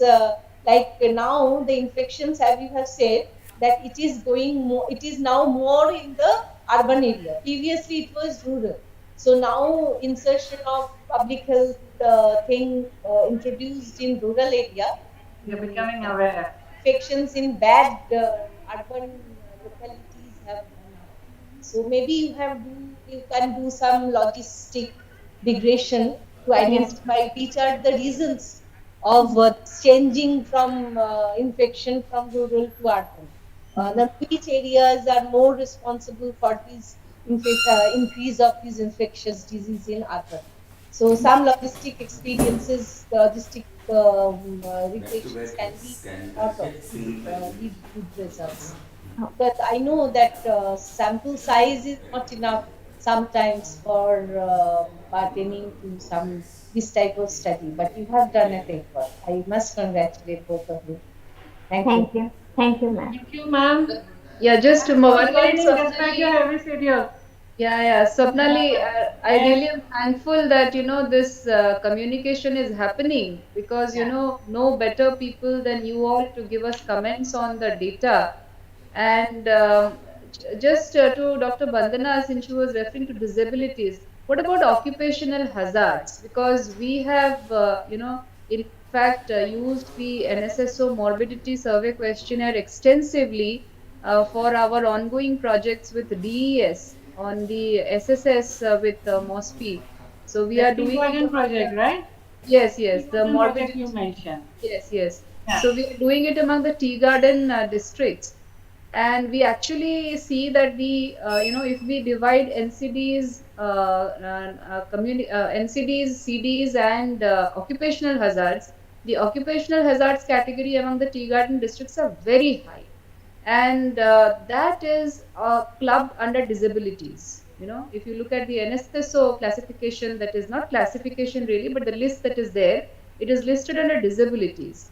So how do we interpret that? Because occupational hazards also clearly are not disabilities in that sense, but they are leading the list as far as the tea garden districts are concerned. So how does one interpret that? Actually, I didn't see the data in that detail, I must confess. But what I understand that this occupational hazard, this is I was previously with All India Institute of Hygiene and Public Health. So there I did some studies on occupational hazard separately within this framework with the same way, but with the where they did. I did with the jute mill workers. So with the jute mill workers in a good areas of these, this with the Hooghly river, the jute mills are located. So I did one study there, and we try to differentiate between different types of work. Somebody in a young age, he did everything and pulling the jutes and everything over his shoulder, and then at the age he is now in sedentary work. So with that thing, we are not able to justify the data. Then we again went to the field and collected data for his whole life, how much year he has done the type of work. So with the weighted average of that, I made a good paper on that issue. Because for you also, you have to, my suggestion is, I don't know how come, whether we can do for our next health schedule, but for your purpose, you can have a smaller sample of tea garden only and get the, some people you can select over there and get his whole life work. Maybe in the younger age, they do the more physical work, and then their lesser physical work, but the effect of their younger age that still goes with the older age. That I have experienced in jute mill work. So it is not very easy to identify this health hazard into that. You can identify a person who is not doing, he's just sitting as a darwan in the mill, but his type of hazard, which is much more related to the heavy load bearing. So then we again went back and get data of those. So I don't know whether what you have answered, what you have questioned and what I answered is connected, but this is how we have to do. Otherwise, it is very difficult. Thank you. Yeah. No, I'm happy that you sub-classify. We have to basically sub-classify. Yeah, Professor Vidmata, I would also like to point out here is whatever me and Vandana ma'am is saying is not based on our current postings, but our experience in working in the system rather. So some of the new things we won't know much about until and unless, of course, we have been a part of that particular discussions, So, are there any more questions? You were telling something. No, I was saying that at least good that we have this view, because when we are sitting on the data that we have collected and when we are putting all of these things together, the view that you are giving us with regard to how to look at the data, because more than analyzing the data, what is important is how we are looking at understand the data. Yeah, exactly. I think that looking at the data view also is very important. So that is where it is helpful. I think for that you require to walk down the field you are working on. Some short trips just to understand what is happening, and that helps a lot. Like what I did in data processing or at that time in data final report generation or on. Here when I sit in the field offices, I can view some things very differently. So I think it's a combination of when NSSO, the survey is designed somewhere, the data is collected somewhere, and it's gone and processed somewhere. So some of us are lucky enough to be in these three places. So when you are in these three places, sometimes it's because of experience you can speak out. But the official documents and the processes will really not teach you all this. Okay. So that is the main thing. We had a very fruitful conversation. Yes, very good. We started off because somebody told us to do, and we ended up so well. It's a very fruitful conversation. Really, thank you so much. Any more questions? Any more questions on this? If no, I will hand over to Faisali. I think you didn't give us time also today. So I think we should go ahead with this. Yes, Faisali, go ahead. We have thus come to the end of today's webinar, and now I would like to invite Shri D.C. Pine Sir, Assistant Director, National Statistical Office, Field Operations Division, IO Guwahati, to present the vote of thanks. Over to you, sir.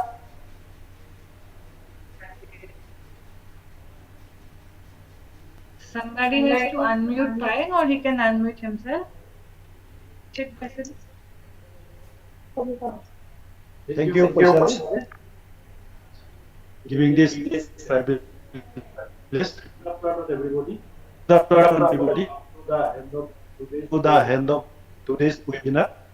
This webinar is successful due to the effort of many who deserve special mention. First of all, I would like to thank Sri Viva Chaudhary sir, Additional Director General, FOD Headquarters, New Delhi, along with the FOD Headquarters for giving Regional Office Guwahati this opportunity to organize the webinar. My heartfelt thanks goes to our Additional Director General, Northeastern Zone Guwahati, Sri Kolsing sir, for his constant support and encouragement. I would like to convey my gratitude to Srimati Sapnali Bhattacharya Madam, Deputy Director General, FOD, Regional Office Guwahati, for our initiative drive, which enabled this webinar to be held today. My special thanks go to Professor Sukoina Sharma, Head, Department of Humanities and Social Sciences, IIT Guwahati, for agreeing to co-host this webinar, and also for her valuable speech despite the hectic schedule of the institute during these days. I will be failing in my duty if I do not mention Professor Rajshri Vedamatta, Ms. Midrusmita Bordoloi, Ms. Nayanaki Sharma, Ms. Kashmiri Das, and Mr. Nasir, IIT Guwahati and their team, whose contribution has decorated today's occasion. Thank you, madams, sir, for your contribution. Actually, a webinar will be without suitable audiences. On behalf of Regional Office, I extend heartfelt appreciation to the professors of different university colleges, the students of different universities and colleges, other officers of MOSPI, other ministries of India who join, the APOD regional officers of under NEZ, and officers of zonal office, and officers of the state government. Last but not the least, I thank all the technical team members of IIT Guwahati and all officials of Regional Office Guwahati for their untiring groundwork in making this webinar a success. Thank you again. Jai Bharat. Thank you. Thank you so much. Thank you, sir. With this, we will be concluding today's seminar. Thank you, everyone, for attending. Thank you, everyone. We will now thank you, ma'am. Thank you. We'll take our discussions further when we meet. I hope we'll have more opportunities to take this part. Yeah. Thank you so much, everyone. Thanks for joining. Have a good day. Bye-bye.